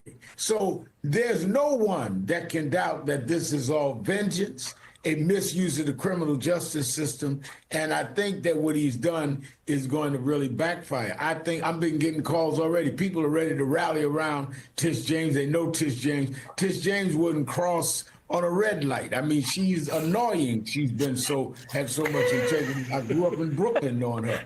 And I think that it is absolutely absurd. He has just started the re-election campaign for her because people are going to rally around her that may have stayed out of it because it is blatant what he's doing. In the same week, you're going to arraign James Comey and you're going to indict the state attorney general, and both of them were people that dealt on the other side of you. I mean, people are not that stupid. Rev, you said you know her, and she's annoyingly a stickler for rules and the law. Say a little bit more about her personally. Carol Leonnig, our colleague, reported earlier that she and her attorney were prepared for the possibility of this. I think those of us still maybe delusional enough to think that facts would prevail in Trump's Department of Justice are still shocked by it. But it sounds like our reporting suggests she was prepared for this. She's a very methodical, able person. She will go after friend and foe and look into whatever allegations she considers right. And she does her homework. And she, I'm sure when he first started tweeting that she and others put his name out there. I mean, he doesn't even know how to whisper weaponization. He takes a megaphone and says, I'm going to go after so-and-so, and these are the people that are going to do it. So I'm sure she started preparing then. You must remember, Tish James was not a machine candidate. She ran and won on popular support when she lost a Democratic primary. All right, so I want to do forward and a throwback. So I want to talk about what's currently in it, and then I'm gonna go all the way back to when she was first from the same network. Okay, let's start off. So we're gonna go here. General Letitia James has been indicted on allegations of bank fraud after President Trump demanded it. James denies any wrongdoing and says the president has weaponized the justice system. CBS News Justice correspondent Scott McFarland joins us live. And Scott, what did we learn from the indictment and anything unexpected?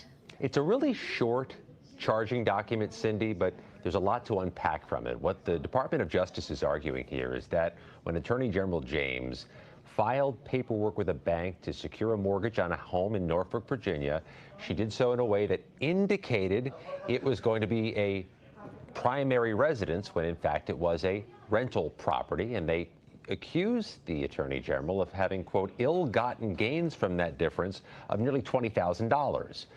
Letitia James has unequivocally and consistently denied wrongdoing here. This is an unorthodox case for several different reasons, Cindy, not just because of the nature of the defendant, but because the prosecutor who brought it has been on the job only a few days. Now, I want to go over to 5 months ago. All right. New York Attorney General Letitia James' office is blasting a federal criminal referral potentially targeting the AG. The Department of Justice is being asked to investigate after the director of the Federal Housing Finance Agency claimed that James falsified records for home loans in Virginia. The referral says James listed a Virginia property as her principal residence in 2023, despite holding office in New York. Federal officials also say James misrepresented the number of units at a Brooklyn property and previously listed her father as a spouse for more favorable loans. A spokesperson for... So I don't know if y'all would consider that mortgage fraud, but I certainly would. So you misrepresented the number of units. Now, some people may ask, well, Anton, why is that relevant? What difference does it make if she misrepresents the number of units?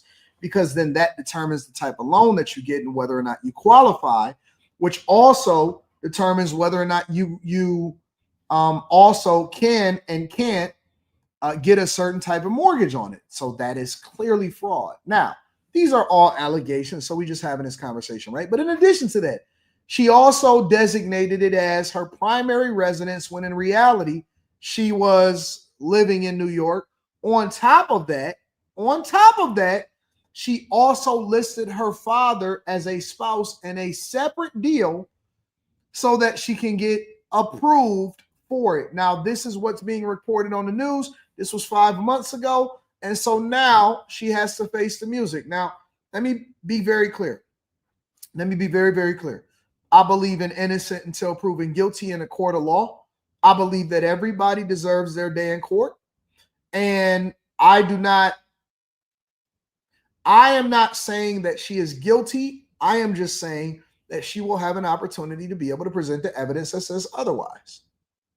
That's all. That is what's being alleged. And instead of Al Sharpton talking about whether or not there's any merit to the case itself, he's talking about whether or not he likes Trump and whether or not she can get reelected as the Attorney General in New York. James released a statement reading, Attorney General James is focused every single day on protecting New Yorkers, especially as this administration weaponizes the federal government against the rule of law and the Constitution. She will not be intimidated by bullies, no matter who they are. Joining us for a closer look at the referral is legal expert Nicole Branecki. So we don't need to go into all of that. The fact of the matter is, now she'll have her opportunity to be able to prove herself in court. And I believe that everybody should be able to prove themselves in court, not necessarily the court of public opinion. Make sure you guys hit a like for the algorithm, subscribe to the channel, and turn on notifications. Mr. Lott says, with the Kool-Aid album in the background. What you know about Snoop? Y'all don't know about Snoop. Country Boy Finesse says, photography business has changed with AI editing. It has. It has. Eastside Trade says, it's all good, cuz you just projecting and fronting, cuz. Told y'all, man, it ain't no saving the youth. It ain't no saving the youth, y'all. They just gonna be what they gonna be. Billionaire Worth says, went out front. You know what? I don't even believe that you in high school, nigga. I think you one of them grown dudes that was in that picture. I believe you was one. You lying. You trying to get the heat off of you. I know what the ooh-op shebang is. I know what the rigmarole is. I know how you trying to finesse this. I don't believe that you're in high school. I believe that you are one of the people that is in this photo. And you're trying to pretend like it's not a real thing.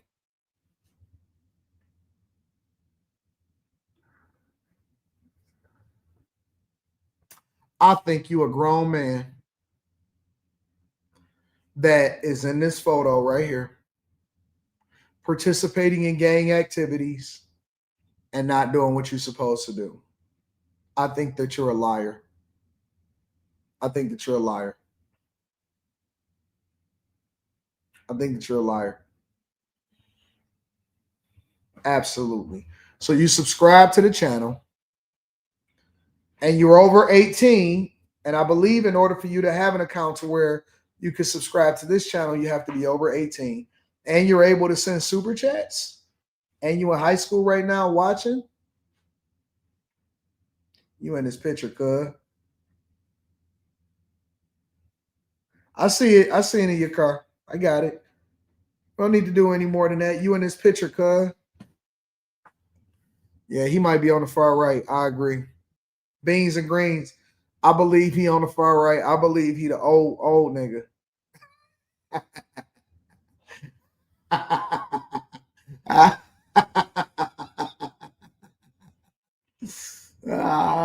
Yeah.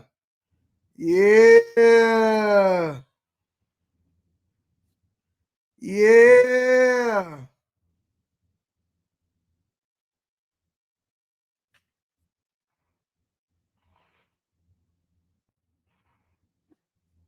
Yep.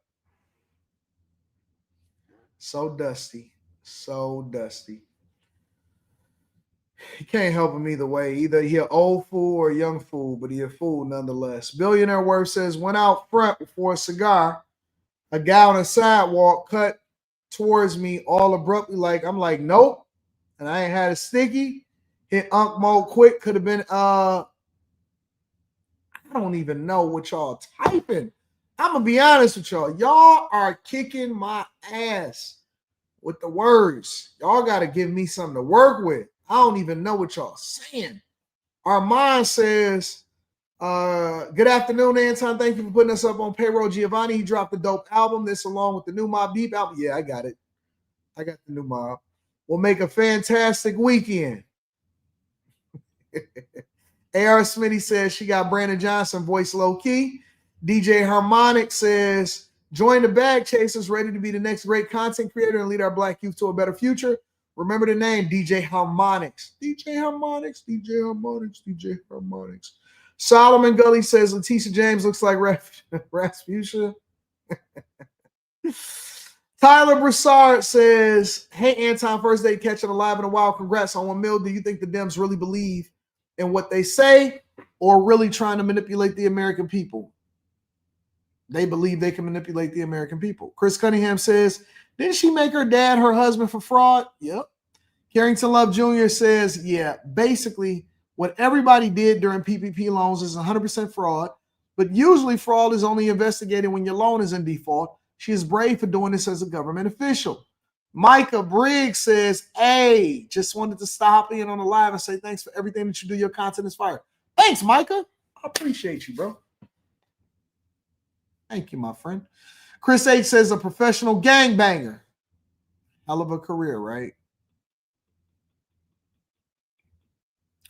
Oakland mayor or Oakland police chief.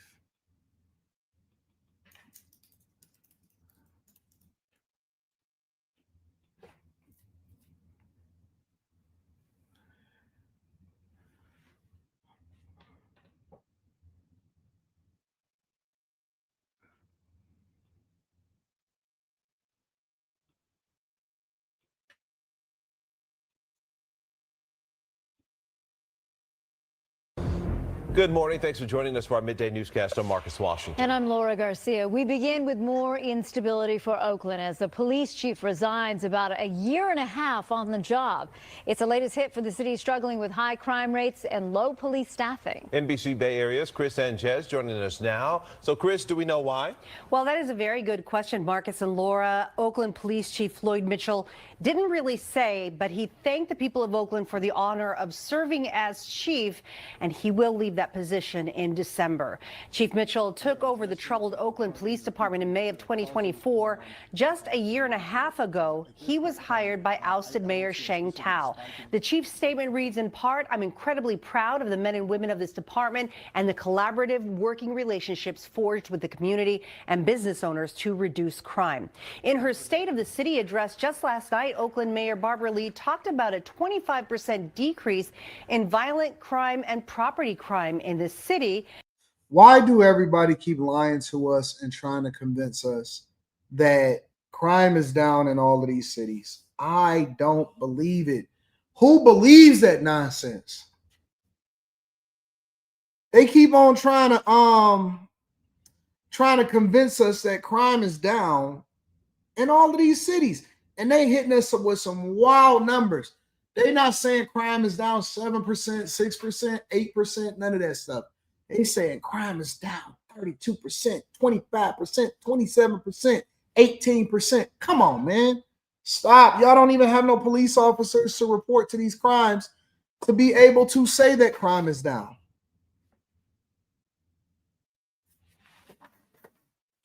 I don't believe that crime is down, bro.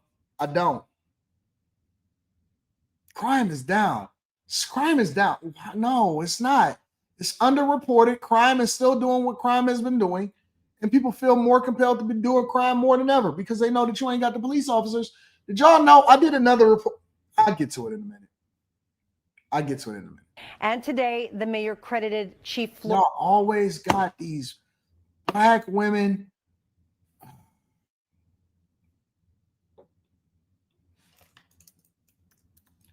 Y'all got to type over there in California, bro. Y'all got to type. Y'all literally got to type over there in California. All of y'all mayors look the same, bro. They got the same haircuts.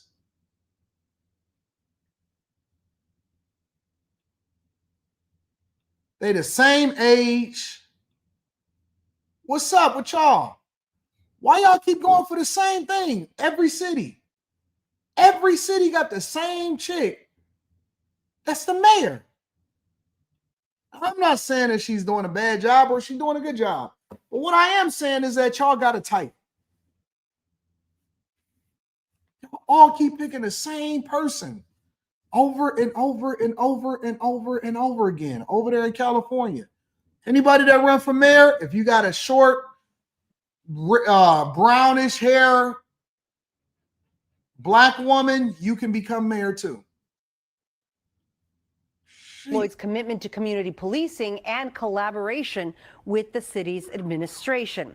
Now, even as crime is trending downward, so is staffing. When Chief Floyd Mitchell took over the department, there were 716 officers. Today, there are 636. And according to the Oakland Police Officers Association, only 510 of them can actually go out on the streets. The union president said he is not surprised by the chief's resignation, nor are many of the rank and file. He says the problem isn't really who the chief is, but the city the chief works for. So it's not who it is, because we have seen 15 of them come through here already, and it's not it. At the end of the day, I think we have to reevaluate and realize that it's not the chief of police that have came here the problem. Maybe it's us as a city that need to address on how we treat our employees. Chief Mitchell's last day will be December 5th, and between now and then, he and the mayor say they will work together toward a smooth transition for the Oakland Police Department and the people of Oakland. I should mention it's bad, bro. It's bad. Let me see. Though that the progress of finding and hiring Chief Mitchell took a year. Took a year to find him. He left in less than a year and a half. And I'll also tell you that they've cycled through 11 police chiefs in 14 years. 11 police chiefs in 14 years. That's crazy.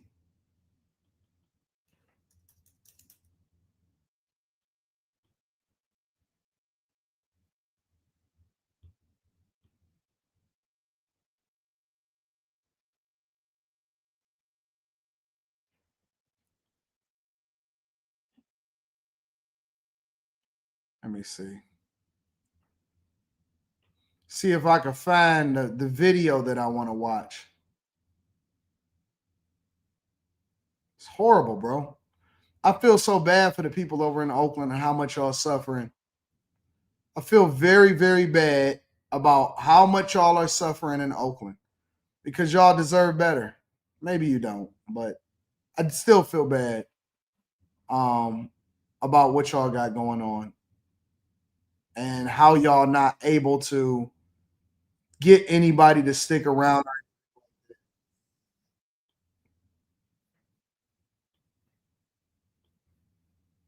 stunning resignation of the police chief. It comes as the mayor is touting significant progress in reducing crime. And today, the city announced that Chief Floyd Mitchell will leave the department in early December. Continues a decade of instability at that position. Amanda Harry on how this latest setback could impact the community. We're hearing from a lot of people about Oakland Police Chief Floyd Mitchell. And while many people had positive things to say about him, none were surprised that he's stepping down. And some are hoping it will force the city to take a closer look at why. I want to thank you for welcoming me into your city.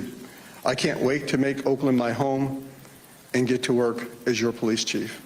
Thank you. Less than a year and a half after being sworn in as Oakland Police Chief, Floyd Mitchell is stepping down. Again and again, we continue to recruit talented people in this city, and we can't seem to retain them. Oakland Police Officers Association President Wee Win has been a part of the department for more than 2 decades. He knows the important work they do, but says it's challenging when they have a revolving door of leaders.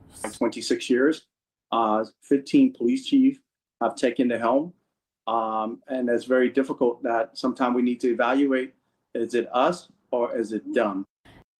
Let me tell you something. When you have 15 police chiefs in that amount of time, when you have 11 police chiefs in the last 14 years, somebody said he must not be corrupt. He is tired, so on and so forth, right? What's going on in Oakland? All about that, right? All right, so let me tell you what's really happening. Most of the time, a lot of these people come in so that they can get the experience and move on to better jobs.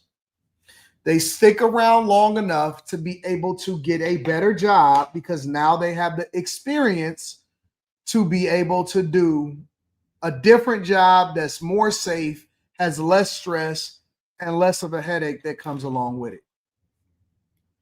They go in and get the resume. That's the only reason. That's why you see so much turnover.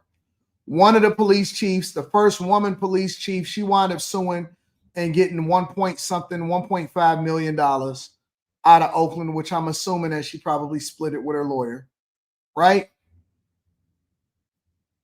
I said, give him some attention. Give me a second. I got you. All right, there you go. There's your attention. The one woman that they hired, she wound up suing and getting like $1.5 million. And so you see a constant revolving door. But here's a worse stat for you guys. Did you guys know in Oakland, and this is happening in other cities too, just not at a mass scale. Did you know that in Oakland, they only have a little over 500 police officers, and they are losing on average, 67 police officers per month. 67 police officers per month are leaving Oakland's police department. So they have this revolving door. They went and set up new police academies. They don't have any money in order to try to get the police up to the right staffing levels. They can't really pay overtime. And so what's happening is Oakland is a failed city, a failed area. They are a failed city. They are a failed area. And so a lot of the cops come in, they get the experience, and then they decide that they want to leave because they don't want to be bothered with the foolishness. And then they get a better offer at a different police agency that they can then say, okay, well, listen, this is what I want to continue to do.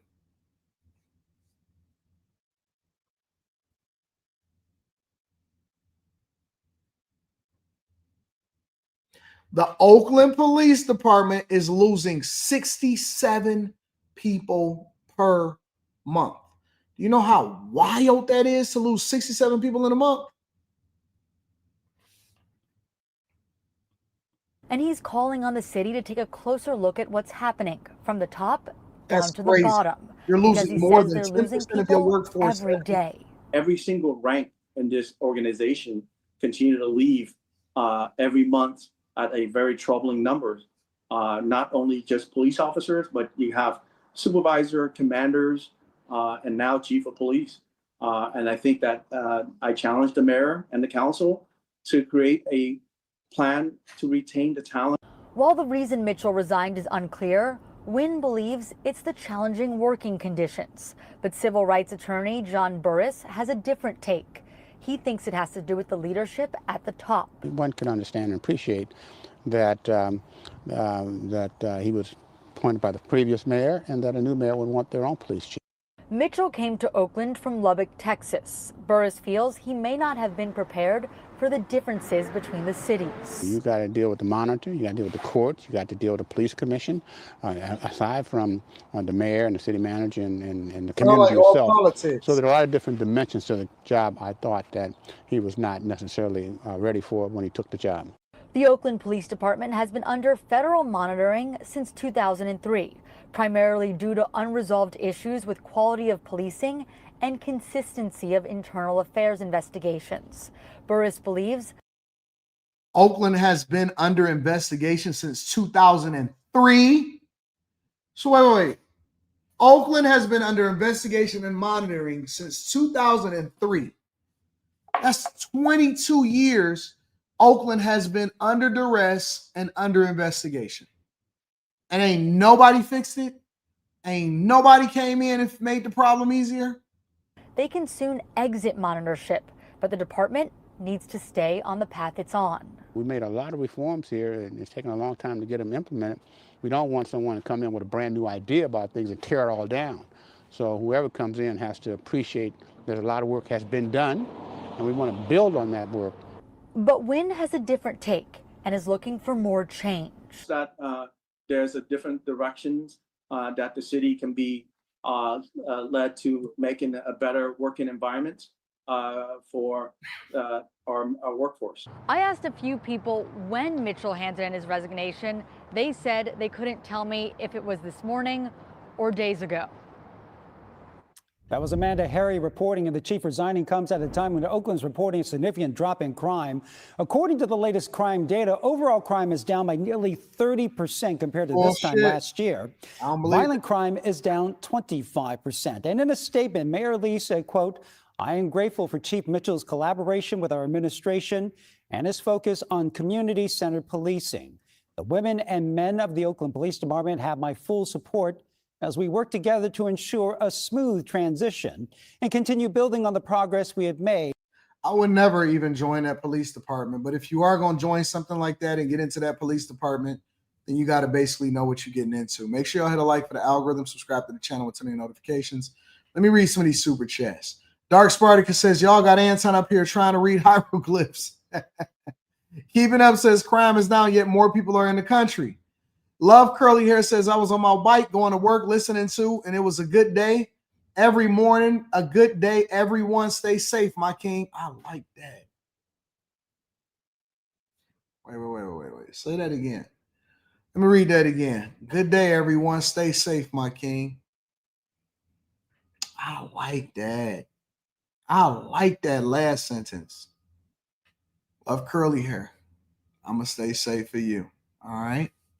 I'm going to stay safe for you. Marriage, Politics, and Sports says liberal black women countrywide is suspect. All fumbled the bag in one way or the other. Smarty McFly says, my mom looks like and is that type. Dang. Terrible People Podcast says they up here making it up like how they created brand new genders, fluid pronouns, and feelings-based realities for their weak constituents. Manny Place PC says, I bees on these streets, cuz. You feel me, cuz? Don't talk back to me, cuz. Cause my brick bees bricking out here. Man, listen. Billionaire Worth says illegal. I was saying could have been an illegal. Quarter Boy says, harass on the 1 mil. Are these IT boot camps worth it? I can't say that it's worth it or it's not worth it. It depends on what you want out of it. I don't think you need an IT boot camp in order to do what you want to do when it comes to content, information technology. A lot of times people go into IT boot camp so they can hurry up and get a leg up in order to get into the industry. I tell people that they need to get a job. Like they need to go and get their regular degree. I tell people that they need to go and get their regular degree.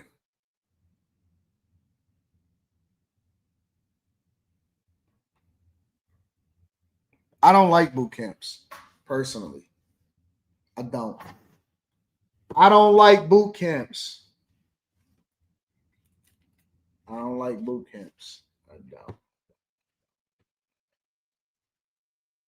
I'm so glad Kimmy sent me these. I'm not about to call her online.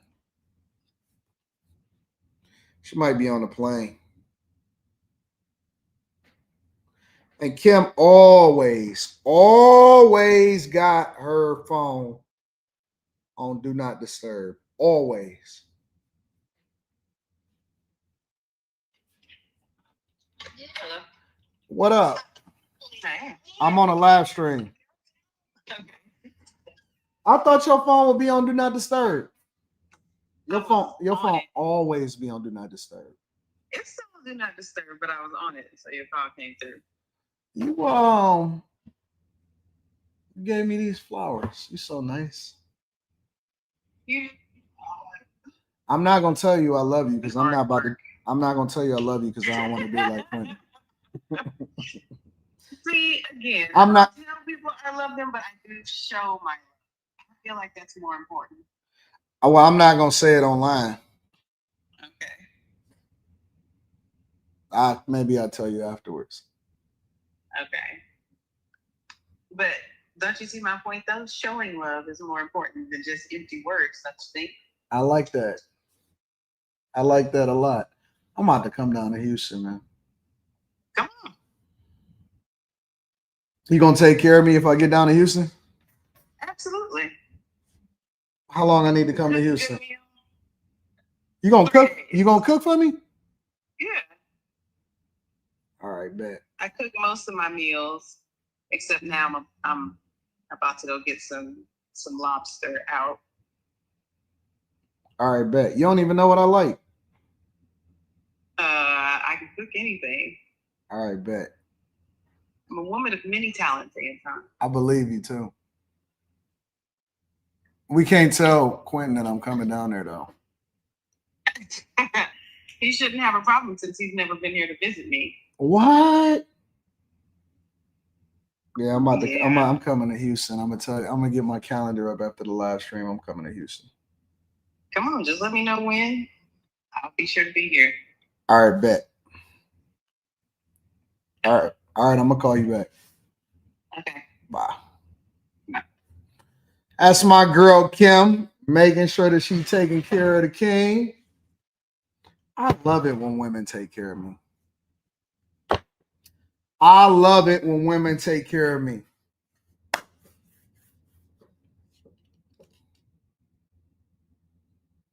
What up, though? What's going on? Terrell Davis says, is that your wife? That's my second wife.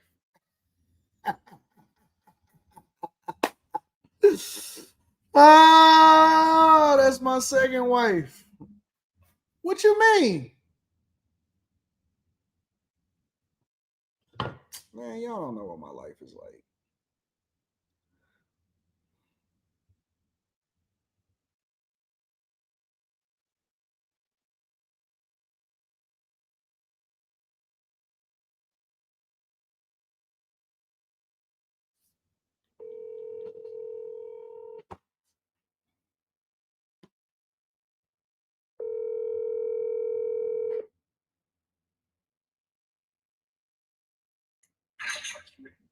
Hey, I'm getting my hair washed. Can I call you back in like 5 minutes? No. I'm on a live stream, and I just wanted. You on speaker? I'm on a live stream. I was just calling you to tell you that you was cute the last time we went out. Thank you. I appreciate that. You know what I'm saying? Might have Thank you. I have to buy you something special. Hey, Kim bought me some flowers. Yeah. How you know? That's my girl. So, she must have called you, and that's how she got some of the information. Y'all working together? Who can say? Okay. I was trying to figure out how she knew where to send it. Listen, stop trying to figure stuff out. Just say thank you. Be appreciative that she sent them to you. You don't got to know the ins and outs and the details. Girls working together. All right, bet. All right. Bye. I figured it out. I was trying to figure that junk out. I said, how does she know where to send them? How does she know where to send them? Okay, all right. Now I figured it out. Make sure y'all hit a like for the algorithm, subscribe to the channel, and turn on your notifications. I don't deal with the same things that y'all dealing with. I'm gonna just say that right away. I know that a lot of people be under duress. I know a lot of y'all always have problems. I know y'all be hiding and stuff like that. I don't have those problems, bro. I don't have those problems. Honest to God. And that's the honest to God truth. I have the best life ever. I have the best life ever. My life is incredible.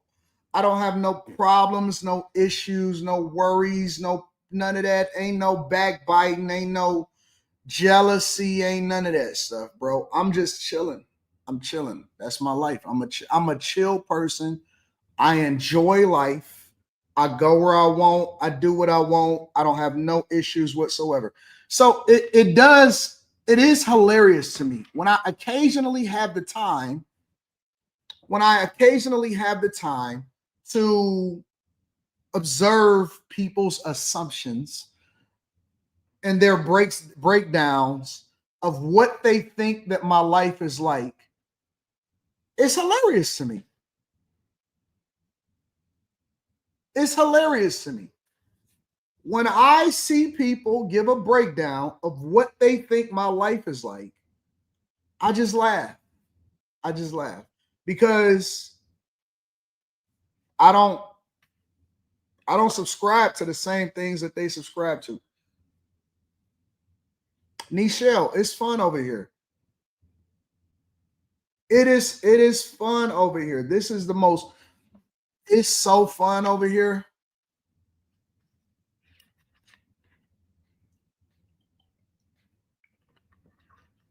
The ladies take care of me. Honestly. All of the ladies that surround me, why you think I hire 80% women? Because they blessed. They have blessed hands. They pray for me. They make sure that my doctor's appointments are scheduled. They make sure that they put together my pitch sheet. They contact all of the sponsors. They work on my behalf. They send me flowers. They make sure that my cleaners come to my apartment. I don't lift the fit. I'm going to be honest with you. Honest to God. All right, let me tell you what my life is like, for real. The only thing I do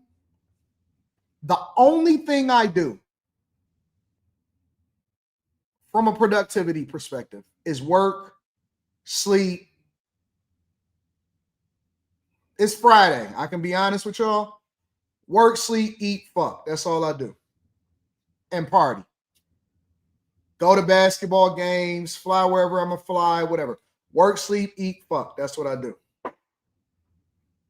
I don't worry about nothing when it comes to meetings, what's on my schedule, any of that type of stuff. That's all I do.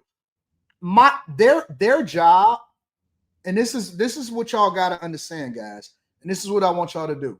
The job of women if you play any role in my life, the job of women is to be a helpmeet, is to make my life easier. It's to make my life easier. And so their job is to find and fill in the gaps. You hear me talk about something, make sure that I'm taken care of on that front. You know that I need to get this taken care of, make sure I'm taken care of on that front. And so everybody lives a good life. Everybody is the women that surround me, they're not complaining. They not on TikTok. You don't see no woman around me making TikToks. They don't do videos. They don't do story times. They don't do none of that shit. We have a good time. We live life. We go to the games. I may take her to the game. I might take my homegirl. I may bring in Mika. Me and Mika gonna be at the game. We just enjoy life. So when y'all under duress and I see some big backs that's complaining about life and all of this stuff, I can't relate because I don't know what that feels like. I've never been hurt. I've never been brokenhearted. I've never had a problem with a woman. I've never had somebody do me dirty in real life. I've never had a woman complain. I don't get into arguments. I don't know what that feels like. So when I see y'all and I review these videos sometimes, or these videos that y'all send me for me to review, it's weird. Y'all are weird. Y'all keep talking about how all y'all relationships is work. Man, Rita's over there getting her hair done. Oh, it's so much work. You got to work on it. You got to be emotionally intelligent. You got to go out here and you got to make sure that you have all date night and you got to schedule time and make sure you're home before 6 or 7 o'clock. I be gone for 2-3 days at a time. Sometimes I be gone for a fucking week. I'll go to Vegas and go party. I'll go to New York and go shopping. I'll take a weekend, fly down to Miami or whatever, come back. I see, hey, listen, I'm going to be gone for a little bit. I'll be back. Okay, have fun. You need anything from me?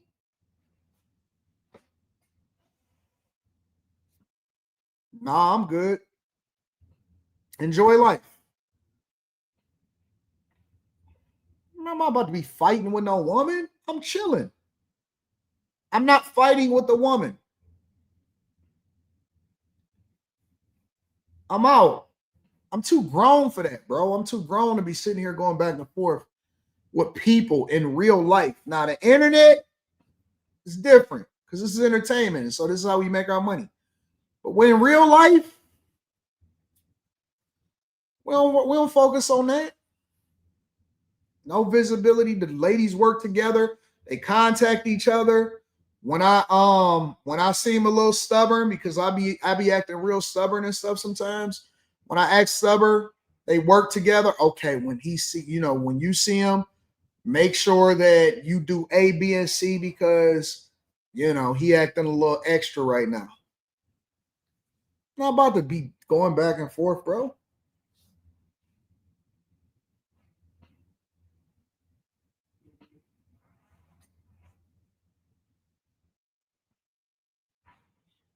My job is to make money. That is my goal.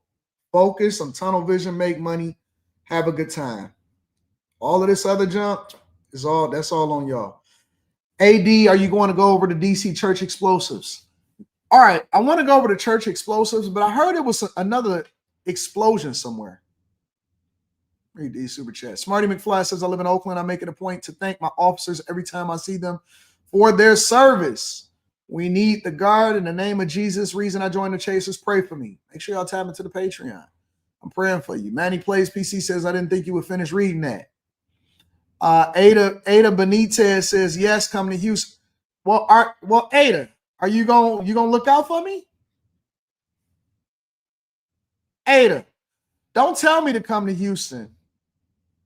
Don't tell me to come to Houston if you're not gonna look out. Because if I show up to Houston, I'm expecting King's treatment. I'm just telling you right now. When I come to Houston, I'm expecting a King's treatment. Y'all gonna have me spend a whole month in Houston? Is that what we doing? Am I spending the whole month in Houston? Is that what we doing? Christopher Chapman says, Anton sent an email about the bridge video. Bridge video with black conservative women debating white liberal women. Yeah, I seen that. I seen that. Reaching 1 million subscribers, my favorite show. I appreciate you. OG Rihanna, you gonna look out? Don't tell me that. Because I ain't been in San Antonio. I haven't been to San Antonio. I'm looking to make sure that San Antonio is a good time. All right. All right. OG Rihanna, you know you got my information, so don't act brand new. Don't act brand new. You got my information. Come through, you got me? I bet. Come to Houston, you got me, King? All right, I'm about to spend a month and I'm about to go to Texas. I'm going to Texas. I'm going to Texas. I'm going to Texas. I'm going to Texas. I'm going to Texas, bro. Did I read your email? I got it.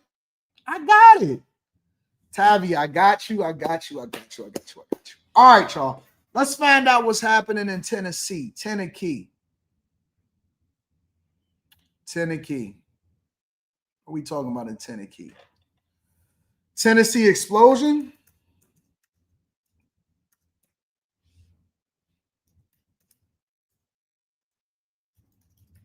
What Tennessee explosion?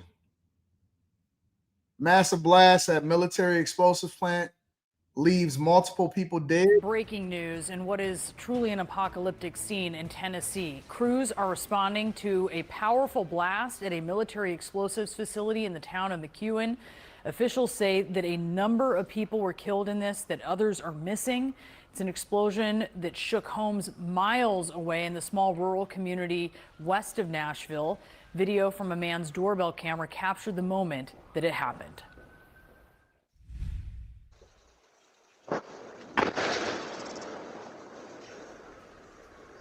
Man, that shook the whole. Officials are set to give an update on the situation here shortly, but in the meantime, let's bring in CNN's Ryan Young. Ryan, what do we know? Yeah, you know, this is about an hour outside of Nashville. This happened around 7:48, as you saw on that camera that we just saw from the Ring doorbell. But this blast was immense. When you look at the video from above, you can see just barely anything left. When I called the EMS to talk to them about this, they were telling us that crews initially couldn't even had to stand back to respond because there were secondary explosions. You just look at the rubble there, the cars that have been twisted and pretty much blown apart. Crazy. Some still on fire. This explosion rocked the area. Just hearing from people saying they felt the blast from more than a couple miles away, you understand just the ferocity of this explosion. But when you look at it, you just see how devastating it is. We have confirmed from the sheriff that there are multiple fatalities. No count given just yet, as they're trying to make sure not only is everyone accounted for, but they have to make those painful phone calls to family members who obviously know that their loved ones went to work today and then had this explosion happen. Both Hickman and Humphreys counties are working on this. We know the ATF and bomb arson units from the TBI are there as well. This explosion happening just around 7:48, but listen to what the sheriff said just about 20 minutes ago about this blast and where they are right now. That's a hell of a bang. I don't want to put that kind of information out there right now because we are vetting that. We've had such a massive response that now we're trying to slow down, identify things. And for those of you that was around me during the flood, we had some mistakes during the flood of some things that was put out there as names and numbers and that kind of thing. And I don't want that today. We're trying to be very methodical in what we're doing and making sure that we take the time to recognize and find out each and every one of these individuals and their family. Brianna, you understand this is going to be a complex investigation with such a large scene like this, but you also want to get it right when you have people's families involved, so you understand the sheriff taking a beat. We do know there should be a news conference within the next. That's a hell of an explosion. You see how big that is? Do you know how big of an explosion that has to be? Bro, that is massive. You know,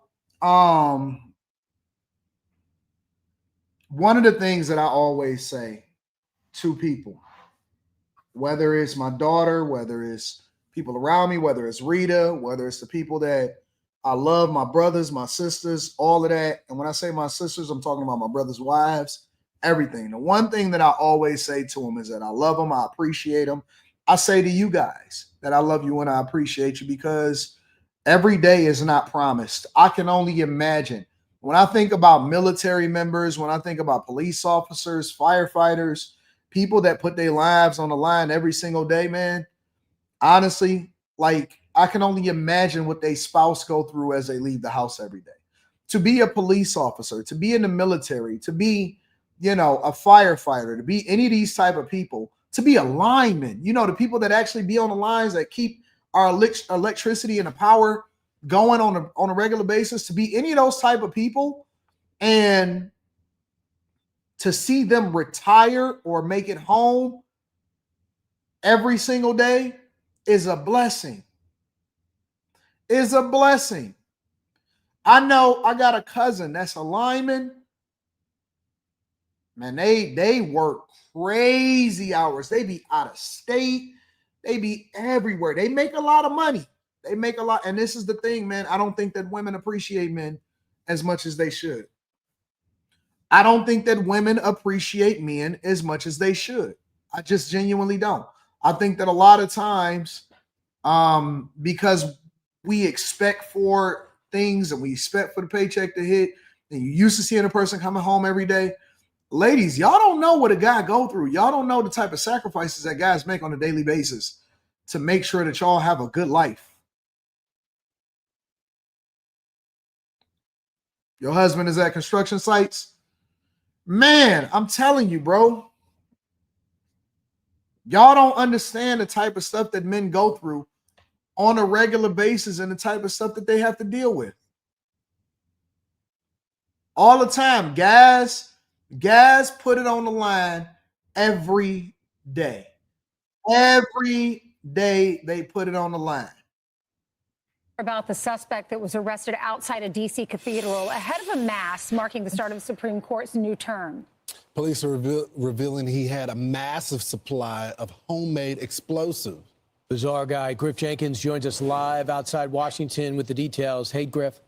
Yeah, good morning, Brian, Ainsley, and Lawrence. What's really frightening about this is that Supreme Court justices were expected to attend this annual Red Mass, which marked the start of a new Supreme Court term and honored the judiciary. A 41-year-old South Jersey man named Louis Jerry arrested on the cathedral's steps with more than 200 homemade explosives. They included Molotov cocktails and vials containing nitromethane, a compound used in the Oklahoma City bombing. Now, court documents show that Jerry threatened to detonate the devices and handed officers writings expressing anger towards the Catholic Church, the Supreme Court justices, members of the Jewish faith, and get this, ICE. When officers told the man they were going to forcibly remove him, the court documents also say that he responded by telling cops, several of your people are going to die from one of these. Now, D.C. police said in a statement, during the arrest, officers observed multiple suspicious items, including vials of liquid and possible fireworks inside of the suspect's tent.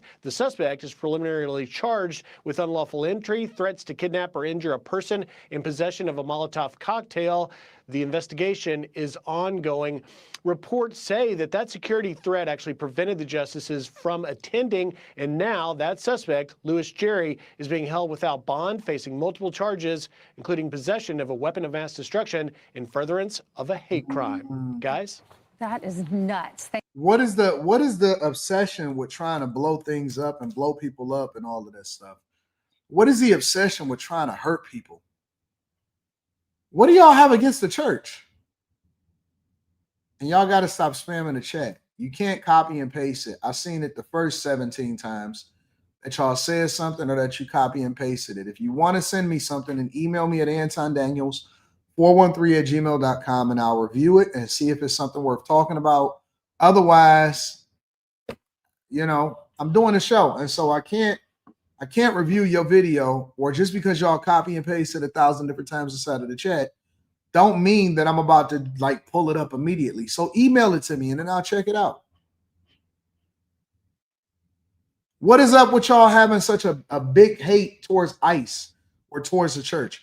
I believe that there's also a lot of politicians and a lot of influencers that should be held responsible for how they're using their platforms. There's a lot of politicians that speak in hate and they put all of this stuff inside of y'all mind. Next thing y'all know, y'all ready to crash out. I'm a retired firefighter in East Orange, New Jersey. My ex told me I can't retire, soon as I retire, she's not happy anymore. She wants a divorce. You almost like an NFL player. You are almost like an NFL player, bro. Like, you know, when you break up the routine and then you start to be home, they don't want to be at home with you no more. It wasn't obviously they wasn't worth being with in the first place. Listen, if she's not with you in your retirement, hey man, take care of yourself, King. Take care of yourself, King.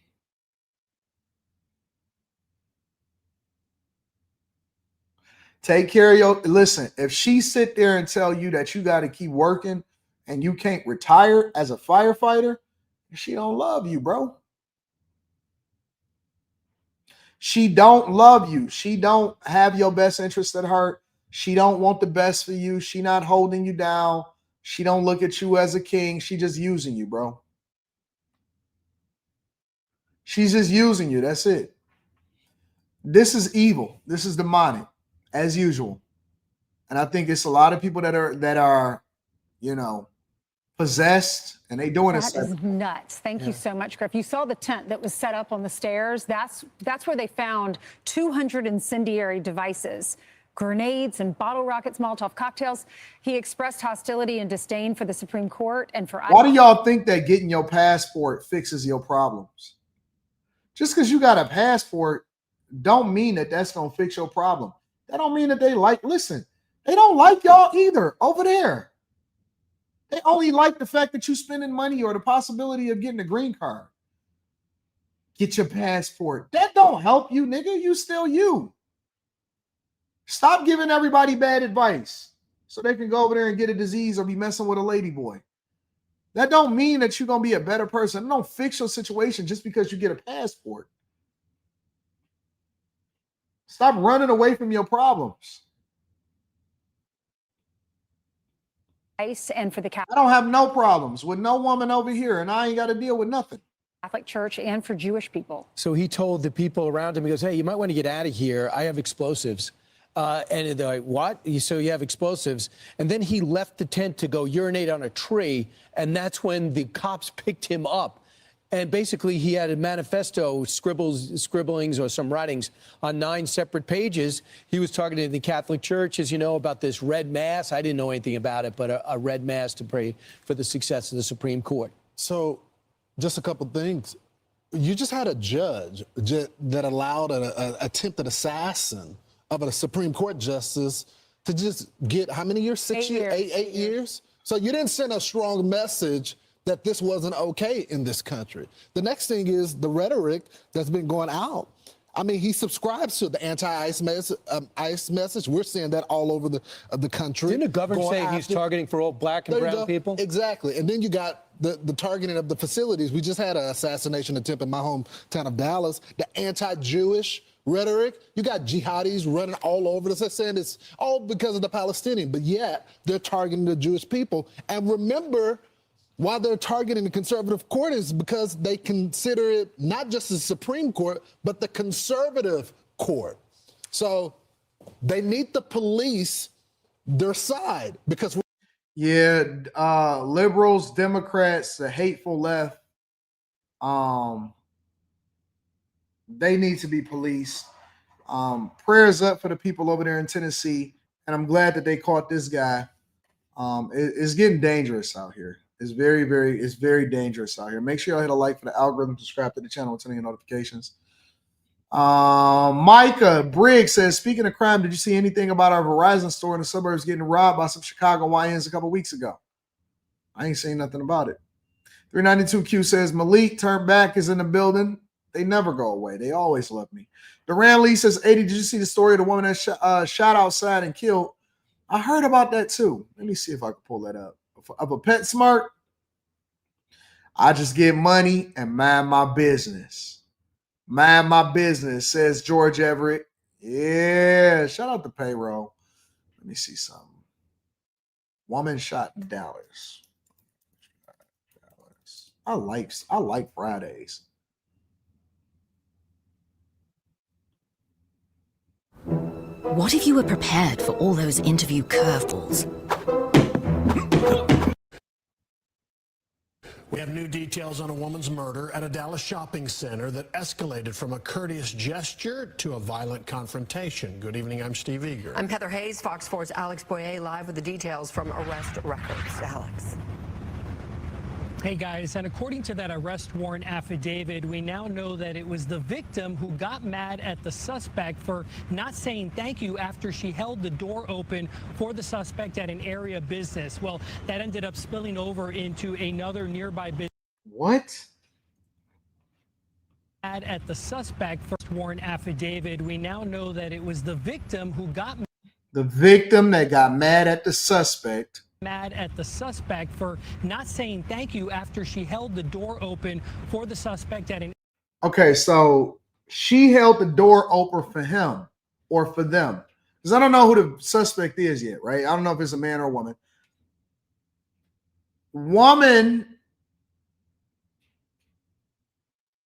Okay, wait a minute. The victim got mad at the suspect. The woman. Was it a man too? Let me see the rest of the story. Area business. Well, that ended up spilling over into another nearby business where the arguing continued. And then once they were outside, that is when that verbal altercation turned deadly. There's two women. The shooter was telling them, come outside, like, let's handle it outside, like, you know, let's fight outside. And the mom and the daughter were kind of just like telling her to like go away. This 27-year-old nurse who asked that we not use her name had just walked out of this PetSmart store located off West Wheatland Road in the southeast Oak Cliff area of Dallas Tuesday afternoon when she noticed two women, one with her 20-year-old daughter, arguing in the parking lot. Moments later, she heard gunshots. But the mom and daughter tried to like get in their car and like de-escalate the situation, but the lady wasn't having it. So they ended up starting to fight. And then that's when the lady. What are they? What are they? Black, white, Arabic? What are they? Pulled out her gun and shot her. Dallas police later identified. There it is. There it is. There it is. Yep. Nose ring, multicolored hair, black woman, young, angry. Yep, every time. Every fucking time. Don't listen. Before y'all ever start coming to me talking about Anton, we don't like the fact that you keep saying black fatigue. Anton, we don't like the fact that you keep holding the culture accountable. Dog, I tried to get, y'all just told me about this story right now. I tried to give it the benefit of the doubt. I'm looking at it in real time, and then right on cue, Kiana. Right on cue, Kiana. Can't control your temper. Always angry. And then y'all get mad when they say, and obviously this is not applicable to all black women. So if the shoe fits, wear it. If not, then let it fly. Always a Kiana. Always a Kiki. Are you with me? Come on, man. What the fuck is y'all doing? Now you going to jail for the rest of your life. And now somebody is dead. And the situation started from somebody not saying thank you because you held the door open for them. What the fuck? What are we doing? What are we doing? What are we doing? You know how I know that the culture is toxic? You know how I know that the culture is toxic? It's because when I talk and I say, hey, man, we need to be emotionally intelligent and we need to make sure that we don't get into confrontations. We need to learn how to walk away. Don't get into confrontations at all. You know what I'm saying? It's okay to humble yourself in real life. If somebody approach you, because you don't know who got what, you don't know what they're going through at the time. They could have just got into it with their baby mama. And then you know what I'm saying? They step on your shoes. You know, the first thing, I ran into a guy yesterday. I was vlogging. And we like kind of bumped into each other a little bit. And we both at the exact same time was like, oh, my bad, bro. We literally both said it at the same time. Oh, my bad, bro. It's because we are looking to diffuse a situation. We're not looking for no problems. Our life is good. What do we got to go out there and prove to anybody? So now y'all get into an argument. You could have walked away. You could have walked away. You could have not even engaged in a conversation at all, but you decided that you just had to stand on it. We so ego-driven. We so about, oh, no, I got to show you. I got to prove myself. What are y'all doing? What are y'all doing? Dog, you went to PetSmart. You went to PetSmart. You're in PetSmart, fam. What are you doing? Getting into a scrap with a person with their kid in PetSmart. Man, somebody can hit my car. Honestly, I'm going to just be like, dang, that's messed up. I'm staying in the car. I'm not getting out, leaving my windows up. If it seemed like a conference, listen, I'm calling the police. I don't want to talk to the police get there. That's why we pay for insurance. That's why we pay for insurance. I'm not going back and forth with you. Care who you are. I teach my daughter that. Hey, listen, when somebody come at you, you just walk away. This is so dumb, bro. This is so dumb. Identified the suspect as 22-year-old Kiona Hampton. 22. She fled the scene in her car, but was arrested hours later with the help of surveillance video that captured her image, car, and license plate. The witness ran to help and put her training to work, performing CPR. The daughter was next to the mom the whole time. She, Well, that's smart. it's hard because, you know, the screaming of a child for her mother is never easy. You killed her in front of her. The victim Oh, no. See what I'm saying? Look at this. Look at this.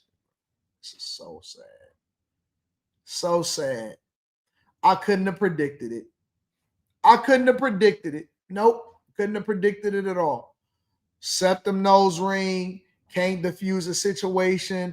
All of these women is not situationally aware. This is why we don't elect women as president of the United States of America, because y'all can't control yourself. Probably would have hit the button. Kamala Harris would have been in there hitting the button on everybody. Hitting the button. This is why we don't elect women. What y'all doing arguing at PetSmart?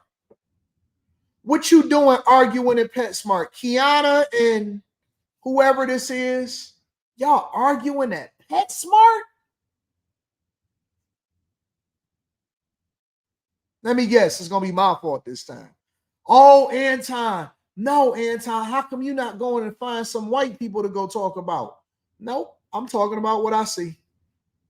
Why are you not talking about some white people to talk? I'm going to do a whole separate video on this. I'm going to do a completely different video on this on the Anton Daniels channel. Yes, I am. Yes, I am. Separate from the videos that I got already in deployment. Separate from the videos in deployment, I'm going to do a completely different conversation. Y'all don't know how to diffuse nothing. Nothing. The white people ain't got to worry about. You ain't never got to worry about no white people. It's always going to be your own people that kill you. Identified as Cecilia Simpson died at the hospital. All of this started on the other end of the shopping center at 5 Below, as both the suspect and victim exited the store with something that might seem like a simple gesture of courtesy. According to the arrest warrant affidavit, Simpson... All right, I warned y'all. No spam in the chat. Now you got to be on punishment. All right? Now I need you to go home and think about what you said when you said it. No spam in the chat. Now go and think about your actions while you're on punishment. Keep on trying to get my attention. Don't you see I'm focused? Don't you see I'm rich? Got upset at Hampton for not thanking her for holding the door. So dumb. It spiraled quickly from there. Hampton, who reportedly waived her Miranda rights, confirmed that she engaged in the verbal dispute, entering the PetSmart twice and continuing the argument, throwing a drink bottle at Simpson's car when she was about to leave and could have walked away. Confirmed that she engaged in the verbal dispute, entering the PetSmart twice. That means she left out and came back, left out, came back. Continuing the argument, throwing a drink bottle at Simpson's car when she was about to leave, and engage in a physical altercation. I'm gone, bro. I'm gone. Now you arguing with me from 5 Below all the way down to PetSmart.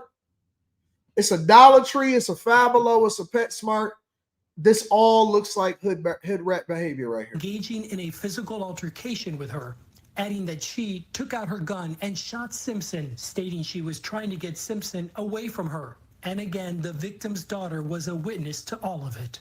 I've been trying not to cry, but just like, you know, being a high school. All women have nose rings now. All of them. White, black, Chaldean, all of them. They all have a nose ring. All of them have nose rings. I don't know what y'all have a nose ring demon that is on y'all backs. All of y'all got a nose ring demon on your back. They all got nose ring demons on it. What in the world? Every single woman, dog, it's about an 80% clip. It's literally like an 80% clip, nose ring to no nose ring.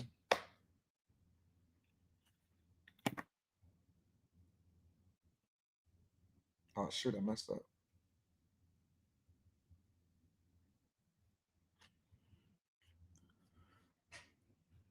Nose ring to no nose ring, 80% clip. Got my Ray-Bans on. I bought these when they first came out. These Ray-Ban Meta glasses. I heard they got some new ones coming out. I have to get the new ones. See it? See the little thing? Oh, they got two of them. They got them on both sides. I had downloaded the app. I can hear it go boom, bing. Let me see if I can record. Oh, you see it? You see the light?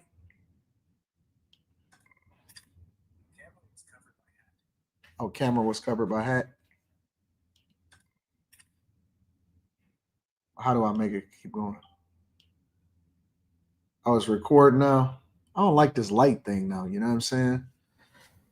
I want to be able to capture some stuff. Yeah, man. You know what I'm saying? This would be good for a home video, though. How long do these record, though? I got to start leveraging this technology that I have.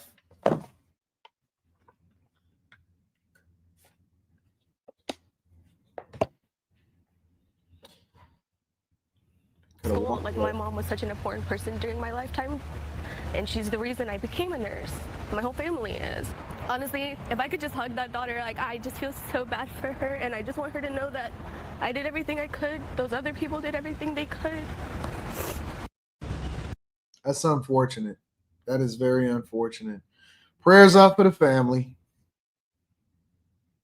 Wear them when I go skating. Where else should I wear them? Where else should I wear my Meta Ray-Bans? Let me charge them up while I'm thinking about it so I can be ready. Where should I wear them? Where should I wear my Meta Ray-Bans? Oh, this ain't even plugged up.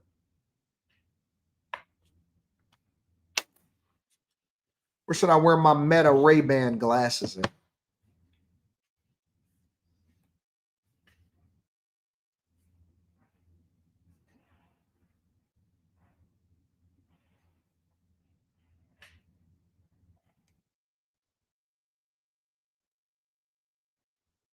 In the bedroom.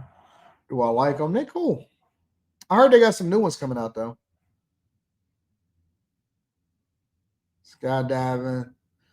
Pistons game. I wear mine at the football. I went live on Instagram Live with them on one time. Capture the real estate purchase updates, construction, you record a quickie. With it don't record long.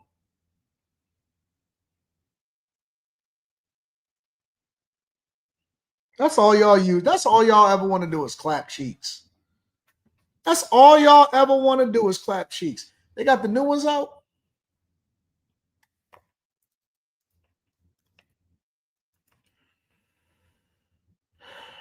We got the new ones out. Let me see if they got the new joints out. Made a Ray-Ban 2s. Is it the 2s?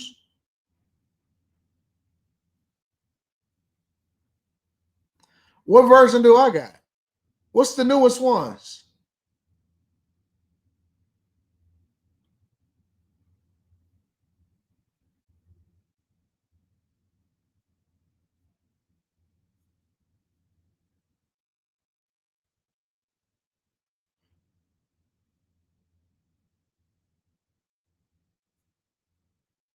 Yeah, I want the ones with the displays on them. Shop Meta Ray-Ban, AI glasses. What's the ones with the is these it?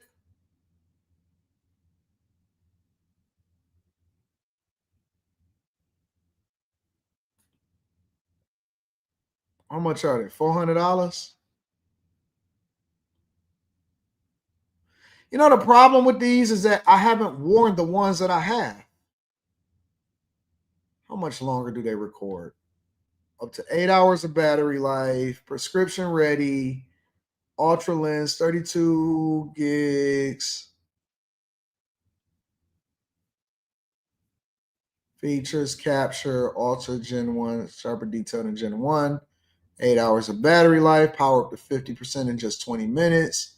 Hands-free communication.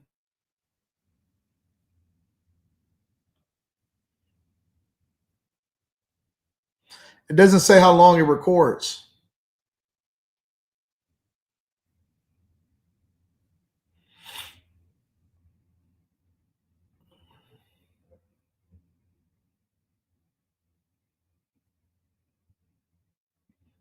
How are they different from the Ray-Ban Medical Gen 1? Features upgraded camera, improved 3K ultra video resolution, and more battery life. So it does the same thing. It doesn't change how you do it. It doesn't actually change like the recording or anything. You can only record for a certain amount of time. No, I'm going to just keep the ones that I got. It's no point in changing.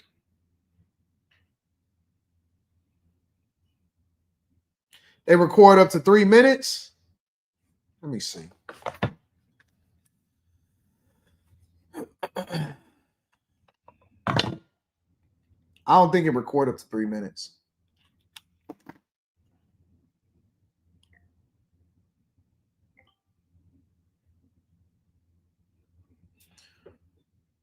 $2 hours and 59 minutes. Let's see how long it records.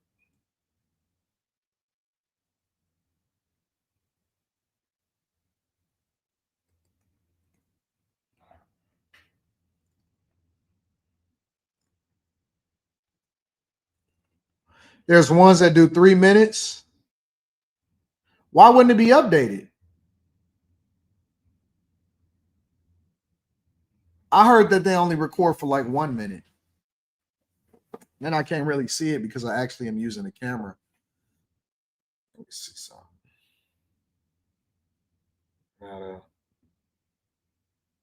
Yeah, I'm using it, but it's on that phone. They still recording, so maybe it is ones that's recording much longer. Let's see. Yep, that's about a minute. It's about a minute. Through the app, update them. I'll have to change my camera. All right, I'll look into it later. I'll give it to somebody else. I'll give it to one of my people to take care of it and update it. I ain't trying to do all of that right now. And so what else is going on out in these streets? We ain't talked about nothing money related. Y'all ain't asked me to talk about nothing money related.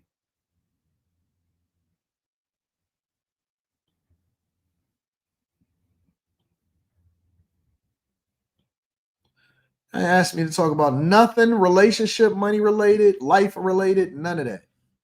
Video that I uploaded on this channel was 4 months ago. A lot has happened and there's a lot to update you on. I have literally tried so hard to come back online. Every couple of weeks I would be thinking about it, but it has just been really hard. And I want to share a personal story of what has been happening in my personal life. And the reason that I'm doing that is because I know that a lot of you found me for my inspirational or motivation videos. And I think when that happens, it's so easy to think that like my life is perfect. I have no problem and I have it easier than everyone else. And not just me, that's probably the same way that you think about other influencers or motivational speakers that you look up to online. The truth of the matter is, we all go through similar things. We all have hardships in life. We don't want them to. I know that most of you found me from my moving vlog, where I moved from London, UK to Florida to run a small business. And I moved with my husband, and it was meant to be a good start for us, you know, a great start for my Uh-oh. Uh-oh. I can already try to tell. This seems like it's probably a little bit spicier. career, good start of our new life in a new country. It was supposed to be something positive, but as you can see, I no longer have a ring on my finger.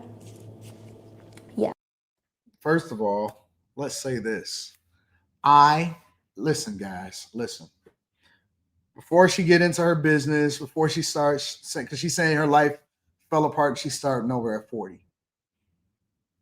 Slimmy says she ain't got no yams flatback. That's all right. We like flatbacks. I'm cool with flatbacks. I like all of that, right? Here's the thing. It does not matter how fine you are. Y'all looking at her because she pretty as hell and she's well put together, and it looks like she got herself together before she recorded this video. And shout out to her. Let me give her a little bit of credit. What's the name of this channel? Reinventing Poppy is her name. All right, Reinventing Poppy. I'm pretty sure there's going to be a bunch of people inside of her comments saying, I understand you completely, all of this other type of stuff. All right, cool. But y'all look at her and she pretty and she got it, you know what I'm saying? She aesthetically pleasing and all of that stuff. She is pretty. She is absolutely pretty. Y'all looking at her because, you know, people gonna get boxolitis. Everybody gonna, I ain't never seen this. I'm looking at this in real time. People gonna get boxolitis. And so they assume that just because you're pretty or just because all of that stuff, that means that your life is going to be good, or some other guy. Yeah, of course it's going to be some other guy that simp out for her. It's going to be some other guy that get into a relationship with her or something like that because, you know, whatever. But the reality is that everybody go through stuff. And I don't think that any guy should stick around in any situation. And I don't know whose fault it is or not. I don't think that anybody should stick around in any situation, especially if you don't have kids or if your kids is grown that don't serve you. Y'all harsh. Y'all are harsh. Good God. Y'all are a rough crowd. What else does she want her to do? Wait a minute. Are y'all telling me? Y'all telling me have a ring that she not decent looking? Is she not a pretty girl? Because I ain't even just talking about her looks, like per se, like whether or not she has the features. I'm just looking at how she looks. Like she looks conservative as far as the way that she dressed. Her hair is done. Look like she got herself together. She not looking crazy. I was just looking at it like that. I wasn't even looking at it on some like whether or not she bad or anything like that. Y'all tough. What else is she supposed to do? What else is she supposed to do? She put together, looked like she got in the shower. She got her eyebrows arched and everything. What else was she supposed to do? The fuck? Y'all some tough crowds. Hey, man, listen, y'all must be talking to fucking some of the baddest chicks in the world the way that y'all talking. Y'all must be talking to the baddest chicks in the world the way that y'all talking. Good God.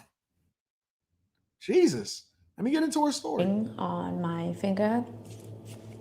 Yeah. So if you follow me on Instagram, you may have got a glimpse of this already because I did post something about it. Not my finest moment, but you know, I'm just a girl and sometimes my emotions takes the best of me. I knew my soon-to-be ex for a very long time. I think I knew him when I was like 22 and now I'm 39. So 17 years? 17 years. We dated back briefly when we were 22. We broke up and then we kind of found each other again. So I've known him for a very long time. But throughout the marriage, one of the things that really put a strain on our relationship was having children, starting a family. We always had, we were having difficult time conceiving naturally. And when we were living in the UK, you could potentially get free fertility treatment from the NHS, which is the National Health Service, I think that's what it's called, for free. And we were trying to get it and somehow we couldn't because... Why is it a comparison? Why can't everybody just be nice looking in their own right? Why do it have to be, but you had this person on the panel? What difference does it make? Like, somebody else could be nice looking or somebody else could be pretty or somebody else can have their own features or something that's dope about them. It's not always a comparison. That's what y'all problem is that comparison is the thief of joy. Just appreciate somebody in whatever state that they're in, and they could be their own individual pretty. I think that most girls have something unique about them. Almost all girls have something unique about them that makes them awesome, that makes them special. And as long as they putting in effort and as long as they doing what they're supposed to do, what else do y'all want from them? Why does everything got to be a comparison? They said, I don't look at it like that. Y'all say either or, I say and. I don't say either or, I say and. It's a little different for me. You know what I'm saying? Like, there is no either or. Like Pokemon, you catch them all. I don't trade in my cars. I just get more cars. Why trade in a car when you can have two? Why have two when you can have four? Why have four when you can have 8? Why y'all only get one flavor of ice cream, or do you get multiple different flavors? You get them all. You go to the store and be like, I don't know if I want pecan, strawberry. Maybe I want some sorbet. I don't know. Just grab them all. Just throw them all in the basket, and then you pick which one you want whenever it is that you get. Feel like you got a flavor for it, right? Y'all gotta or. I like to say and. Everybody can be dope. Everybody can get money. Everybody can have a good time. It's not a limit. Is there a limit? No. Our chances are just very low, and basically the government didn't want to spend money on a couple that has a very low chance, I guess. So if you follow my Instagram, you also know that early this year we traveled to Thailand for fertility treatment, which we had to pay for. And we did 2 rounds of IVF, ICSI, but unfortunately we did 2 rounds and they didn't work. We were devastated. I was devastated, you know, let alone all the hormones and stress and everything that, you know, went into my body. It was a really, really difficult journey. I had to go through grieving the child that I never had. And at that time, I think this was February 25. Ain't it crazy how people just have kids willy-nilly that they don't even take care of? And then it seems like the people that are best prepared to actually have kids, they got to go through all of this different stuff, and they still may never have a kid or get pregnant. I think that kids are a blessing. I think it's also a blessing to not have kids. I think that whatever state that you're found in, you should just be appreciative of it. Whatever state that you're found in, be appreciative. You know what I'm saying? It's a blessing either way, but life is just like life. Life is whatever you make out of it. So, but it is funny how people, it just seems like that are less deserving, that are monsters when it comes to how it is that they manage their households. And obviously, again, we're not talking about everybody. I think it's funny how those type of people always are the ones that have kids, or they have a bunch of kids and they don't even take care of them. February this year. I thought that was going to be the worst feeling I've ever felt. But turned out I was wrong.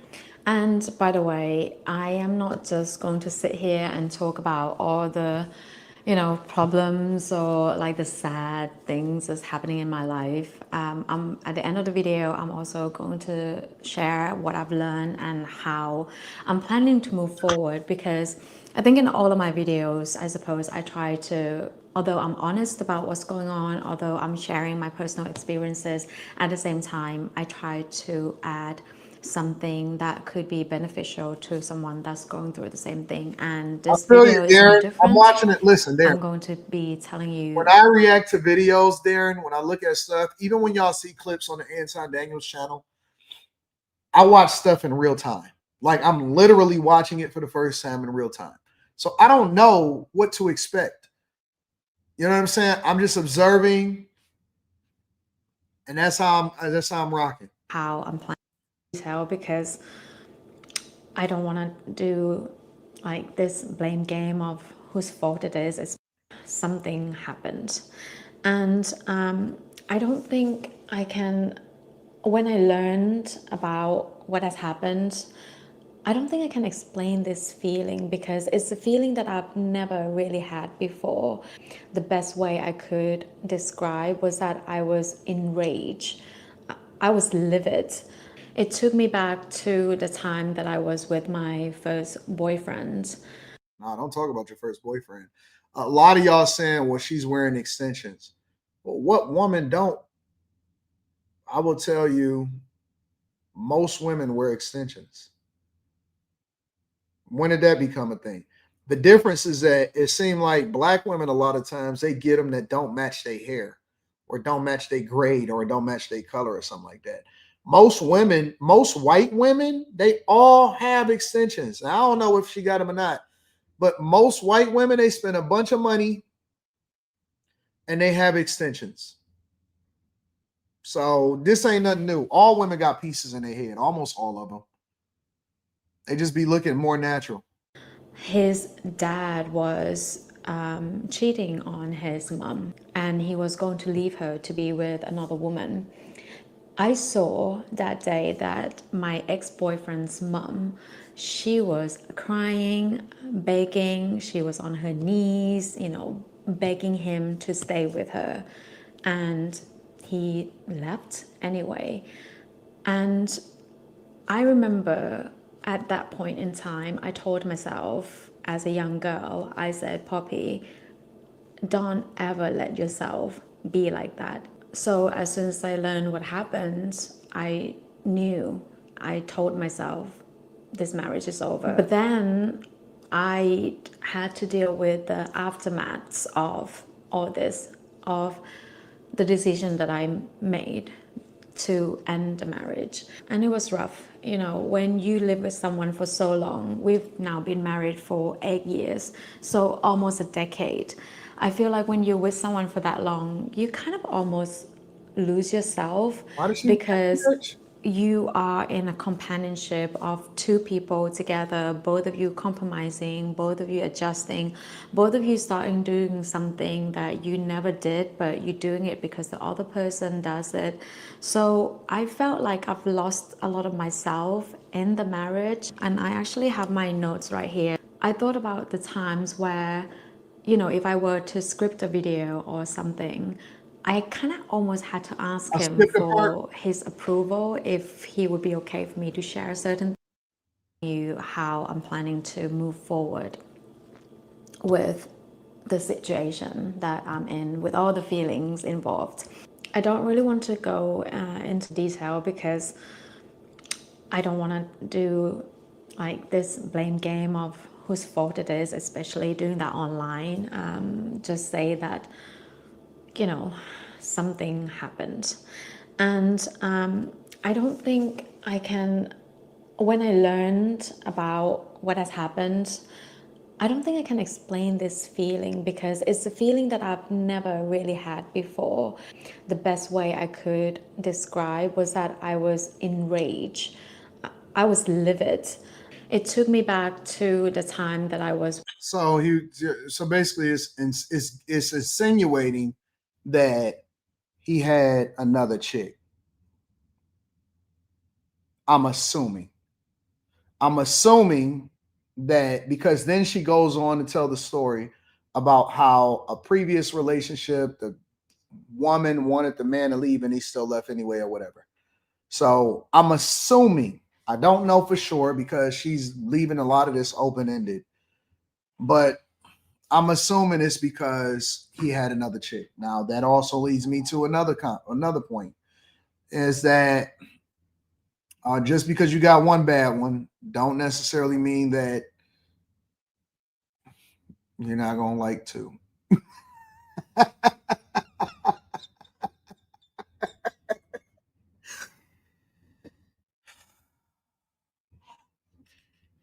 I always say it's best to just be upfront. I tell guys that all the time.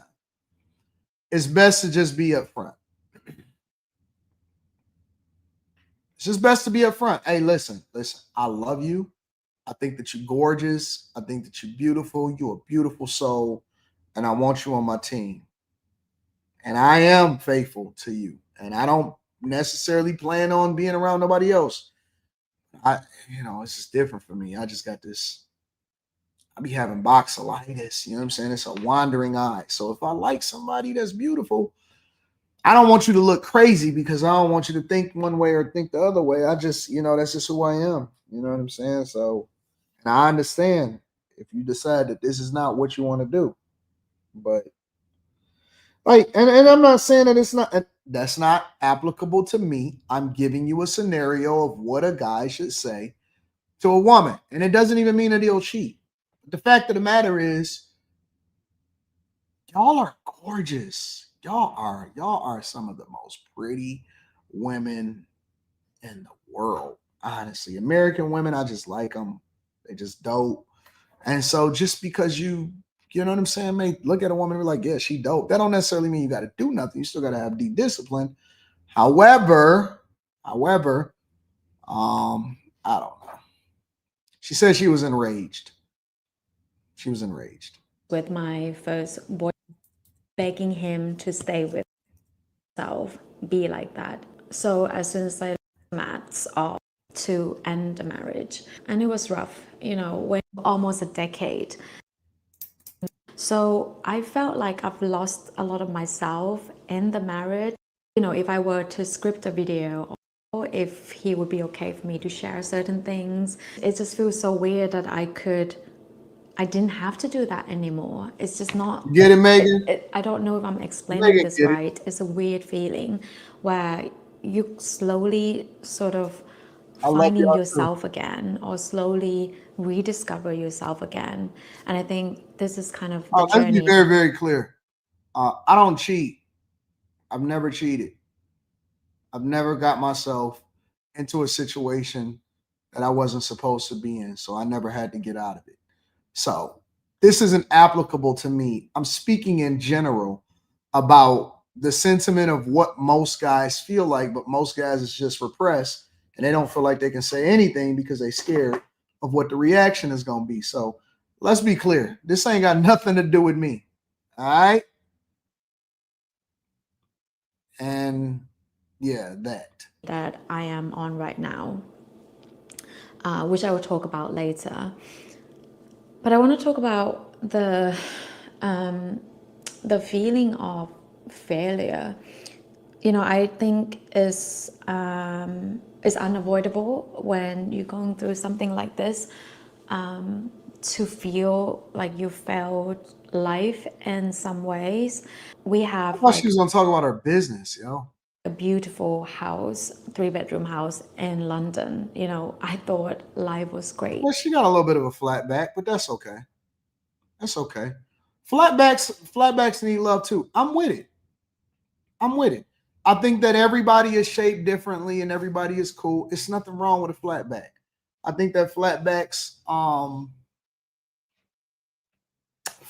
is serviceable. You know what I'm saying? Like, rather have a flat back than a big back. You know what I'm saying? Rather have a big back than no back. I don't mind it. I think that flatbacks are okay. We were doing great. Like I thought a lot of. She got a little curve to it. It's the genes. Honestly, it's the genes. A lot of times what happens is for these type of women, what y'all don't know is a lot of times they're way more papow. When they take their clothes off, you be like, oh, wait a minute. What was you having? She got Obama jeans on. So Obama jeans tend to be a lot more deceiving than pajama jeans. Pajama jeans are jeans that look like they're pajamas that look like jeans, and so they're more form-fitting. Obama jeans hide you a little bit more. So, but if you could see, she got a crease back there, and so she not bad at all. She's not even a flat back. It's just the jeans. It's just the jeans, bro. Y'all overreacting. It's just the jeans. I was doing all the right things in life. You know, we had a 3-bedroom house. You know, even though when we moved to the US, we were looking into renting a 3-bedroom house All right, with Aaron, a big I'll hear you. garden in Florida as well, which we were just about to move into. But now I'm in a 1-bedroom apartment on my own. It's really, I like that, Tiana. it's really difficult to not feel like I have failed marriage, relationship, or life in some ways. Because, you know, sometimes we can be so harsh on ourselves. We are our own worst critic. Not being judgmental to what grace to other people. When other people sort of, if you're going through something similar, that's something that I love. And it's okay, you know, you have a daily thing, like cooking together, or like, you know, or try to think that actually I've been away from YouTube for a while because All right, so obviously she took a break from YouTube because she had crashed. Shout out the fact that her relationship had ended.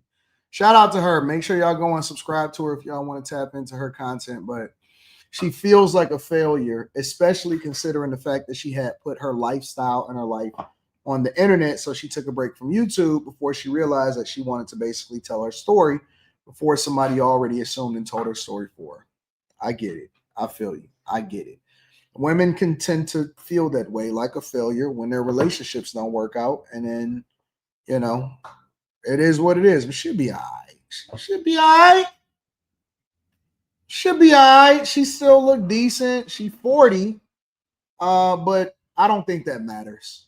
I don't think that matters. I think that the key is for her to not to jump right into a new relationship, because then she's gonna basically be trauma bonding. And she'll be fine. I thought she was going to say that her business had failed or something like that. So should be all right. Should be all right. Said too much stock in a man. I don't know about that. I mean, listen, it's almost like she just in her feelings because it's no harm, no foul. It would be different if it was actual real kids that are hurt and they dividing over that, but it's not. And so should be all right. Safari Noble says the founder of Blackwater is resurrecting the Templars to defend Christians. Just saw something on it after the situation in Nigeria.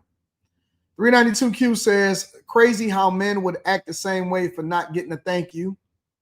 392Q says also any new update on the House bill. Yeah, it's gorgeous.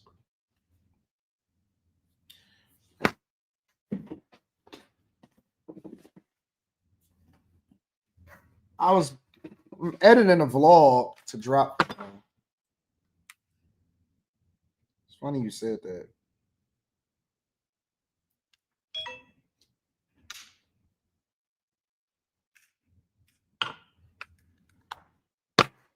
Talking about the one I was just building or the other ones that I'm breaking ground on?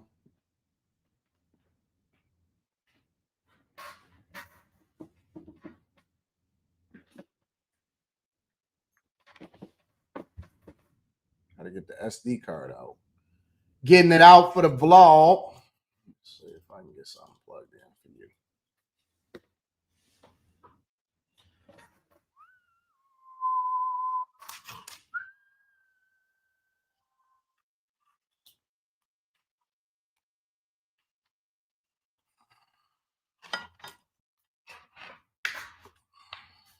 Let's see. Got it.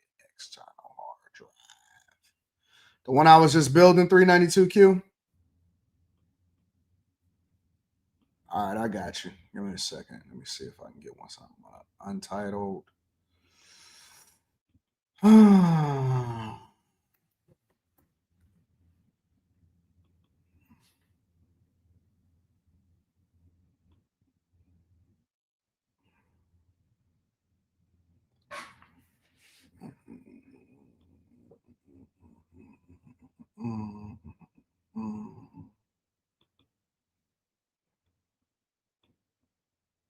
Yeah, I'll show it to you. I can show it to you right now, matter of fact. How about that? You asked, so you shall receive.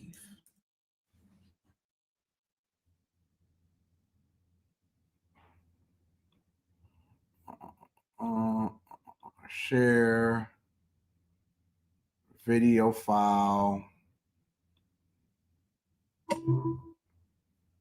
Let's see if I can pull up something for you real quick.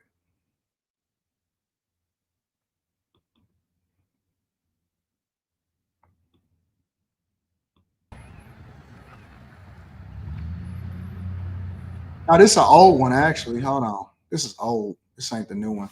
Because it got stone all over it now. So it's a bunch of stone in the front. Let me see if I can find a newer one. That's old. I got a newer one?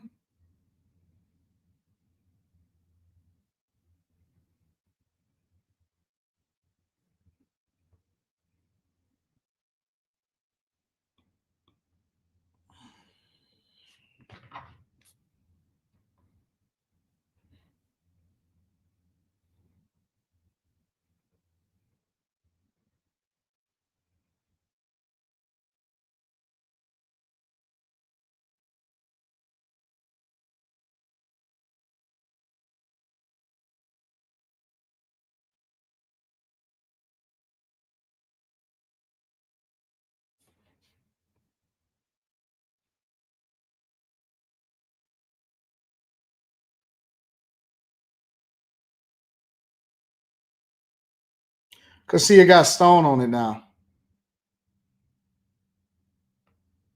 You see how it got stone on it now? Around it, around the front of it and stuff like that. So that's actually an old video. Man, how old is this video? Let me look at this video.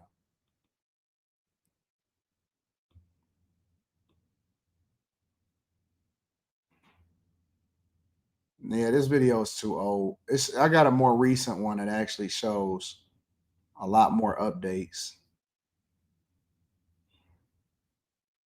Because I got the refrigerator in there and everything now. So I'm going to have to do a more recent one.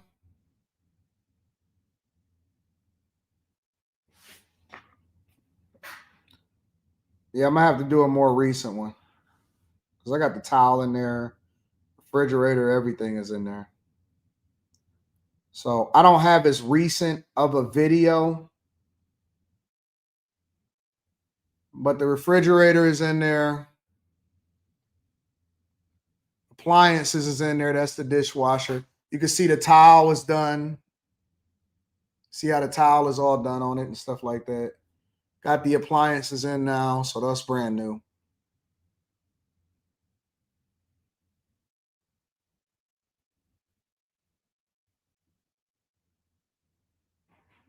Stone is done, so that's a stone that's around it. All around the front of the house and stuff like that. And then I have a new property that I'm doing. So we just be breaking ground on the next property right here. So this is the next property that we breaking ground on. So literally, that's that property. And then I got new property that I'm buying. And then I got one that I'm finishing right here. So it's just a lot going on all at the same time, to be honest with you. I got 5 properties in flight, 4 of them. One of them I might be finishing pretty soon. So I just got a lot going on, bro. I'm building 5 properties at the same time. And I'm about to break ground with another one. So I just got a lot going on, man. Just recently finished all of the groundwork, the concrete at this house right here. So yeah, man, there's just a lot going on. Lots of building, lots happening. I need to do a more recent video. And then we'll be done. So I literally got five things all happening at the same time. How many do I have? How many total properties all together? Like everything all together? You said how many properties all together? Is that what you're asking me? How many I got all together? I don't know, 25, 26, something like that.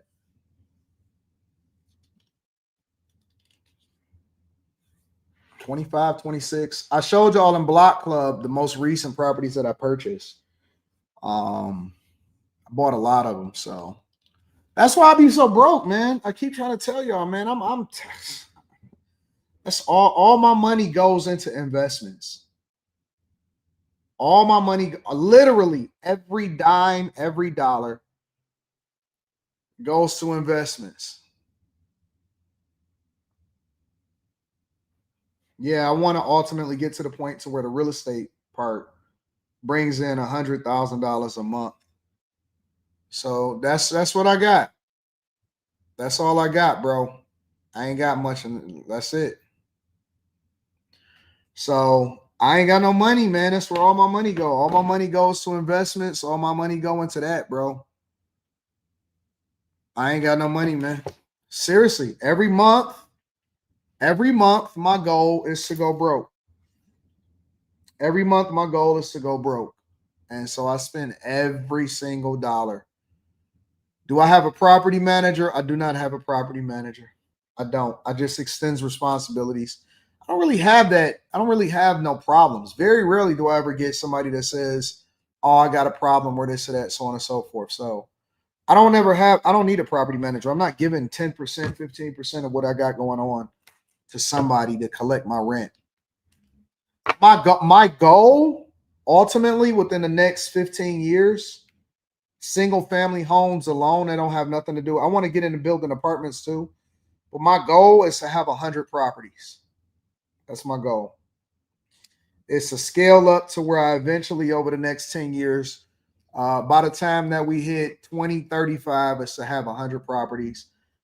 Bringing in an average of about 3,000 to 3,500. I'm accounting for inflation. A month. And so the goal is to be generating $300,000 a month from real estate. Clean. After expenses and everything. Your daughter know what she's going to become in the future. Yep. She's going to run the family business. She's going to join the family business. That's what she's going to do. My daughter will be running the family business. Right now, I'll tell her, get educated, focus, and enjoy your childhood. That's what my goal is for her.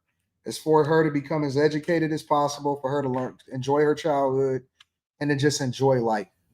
She got the rest of her life to be a part of the business. She got the rest of her life to hustle. She got the rest of her life to grind. She don't need to worry about none of that type of stuff. You got your first check from YouTube, $140? Oh, no, listen, bro. Listen. I think my first check from YouTube might have been, I don't know, may not be too much more than that. It might have been 180 or something like that.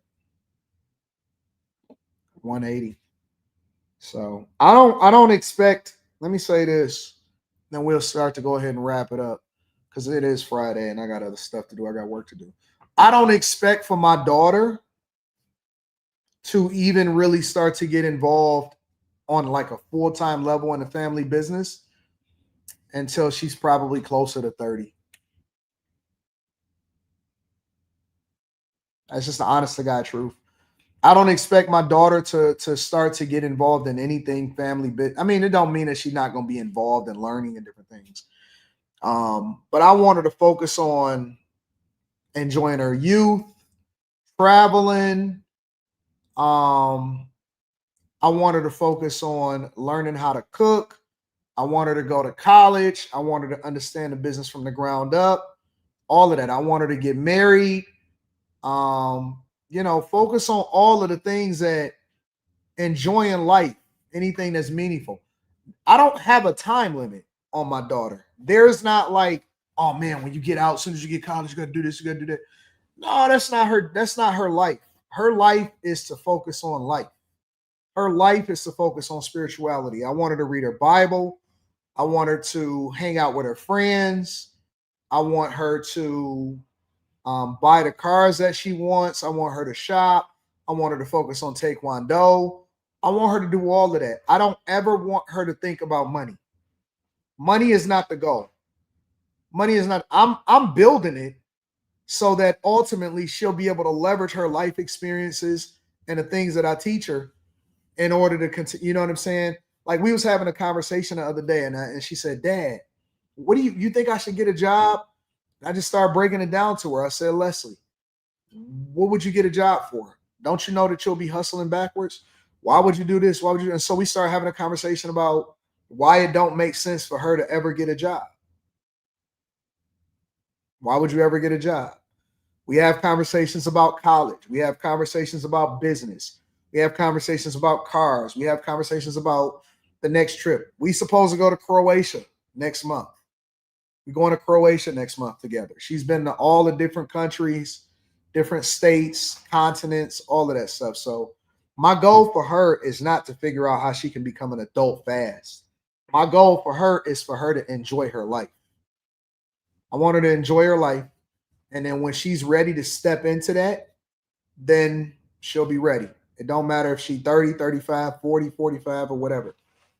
So I don't care about that. I'm not requiring for my daughter to work at all. I want her to learn. I want her to enjoy her youth. I want her to focus on, you know what I'm saying, being a child. That's her father's job. That's not. And she already got a house in her name. She already has a house in her name. A lot of people don't know that. And when she gets married, you know, they'll have a house. They'll already have a house set and everything like that, right? So money is not the problem. Money is not the issue. She got a house. She got a brokerage account. She got all of that stuff already set up. She good. She's in the will, beneficiary, everything. So she don't worry about none of that stuff. She only focuses on enjoying life. She likes fast cars. She likes cooking. And so a lot of times she spent all of her time telling me about what she's learned in culinary class. She told me she burned herself making cookies because she had to focus on making cookies for the whole school. And so I was like, that's dope. A lot of people don't see. A lot of people also be thinking that I'm capping too. Let's see.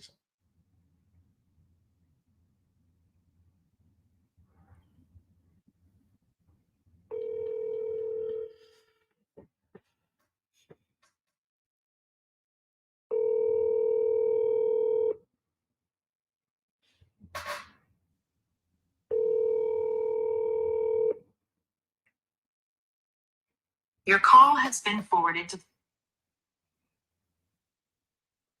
Let's see where she at. Pull her up on a location. Oh, okay. She at home. She might be asleep. Or she might be getting in the shower. I know she just got off school. Anyways. But yeah, man, I don't want my daughter focusing on money. That's what her father do. Her father focus on that, so she don't have to. I don't want my wife focusing on money. I don't want my daughter focusing on money. I don't want none of them to do that. I just want them to live their life, go and do what y'all gonna do, go and enjoy yourselves and have a good time. Like experience all that life has to offer that's positive. Go and do all of the things that you dreamt of when you was a baby. Go and do all of the things that you dreamt of with your mother. Go and do all of the things that you dreamt of when you was a little girl. All of that stuff. Like just love and love God and be as free. That's the goal. That is my goal. So, you put it in them young and you hope that it sticks with them as they get older, and so far it has. You do the best that you can. You make sure that everybody is taken care of, and you praise God. And you enjoy life. Then you capitalize off of niggas talking about you on the internet. You know what I'm saying? You know what I'm saying? Man, you enjoy life, man. If you had a son, what would be different in terms of anything of money? Nothing would be different. Everything would be the same. I wouldn't tell him that he had to go and get out the house or none of that type of stuff. Shout out to y'all. Let me see something. Did I miss some?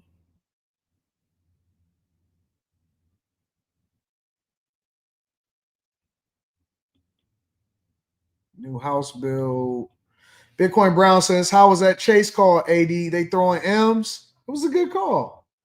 It was a blessing. I didn't take nothing from him, if that's what y'all asking. I didn't take anything from him, but it's there. It's there. She ain't black, that's why they salty, says DJ Harmonics. ABJ's why a strong and smooth says, just sent an interesting CNBC make it vid. All right, we'll have to shelf that for maybe tomorrow. I think we're gonna live stream tomorrow on the Millionaire Morning Show. J Ben says her cheeks just have manners. Oh, Pure Cotton Jeans needs something a little more insubordinate to poke out. It's a little cupcake back there. She's sample size. Don't sleep on the sample size.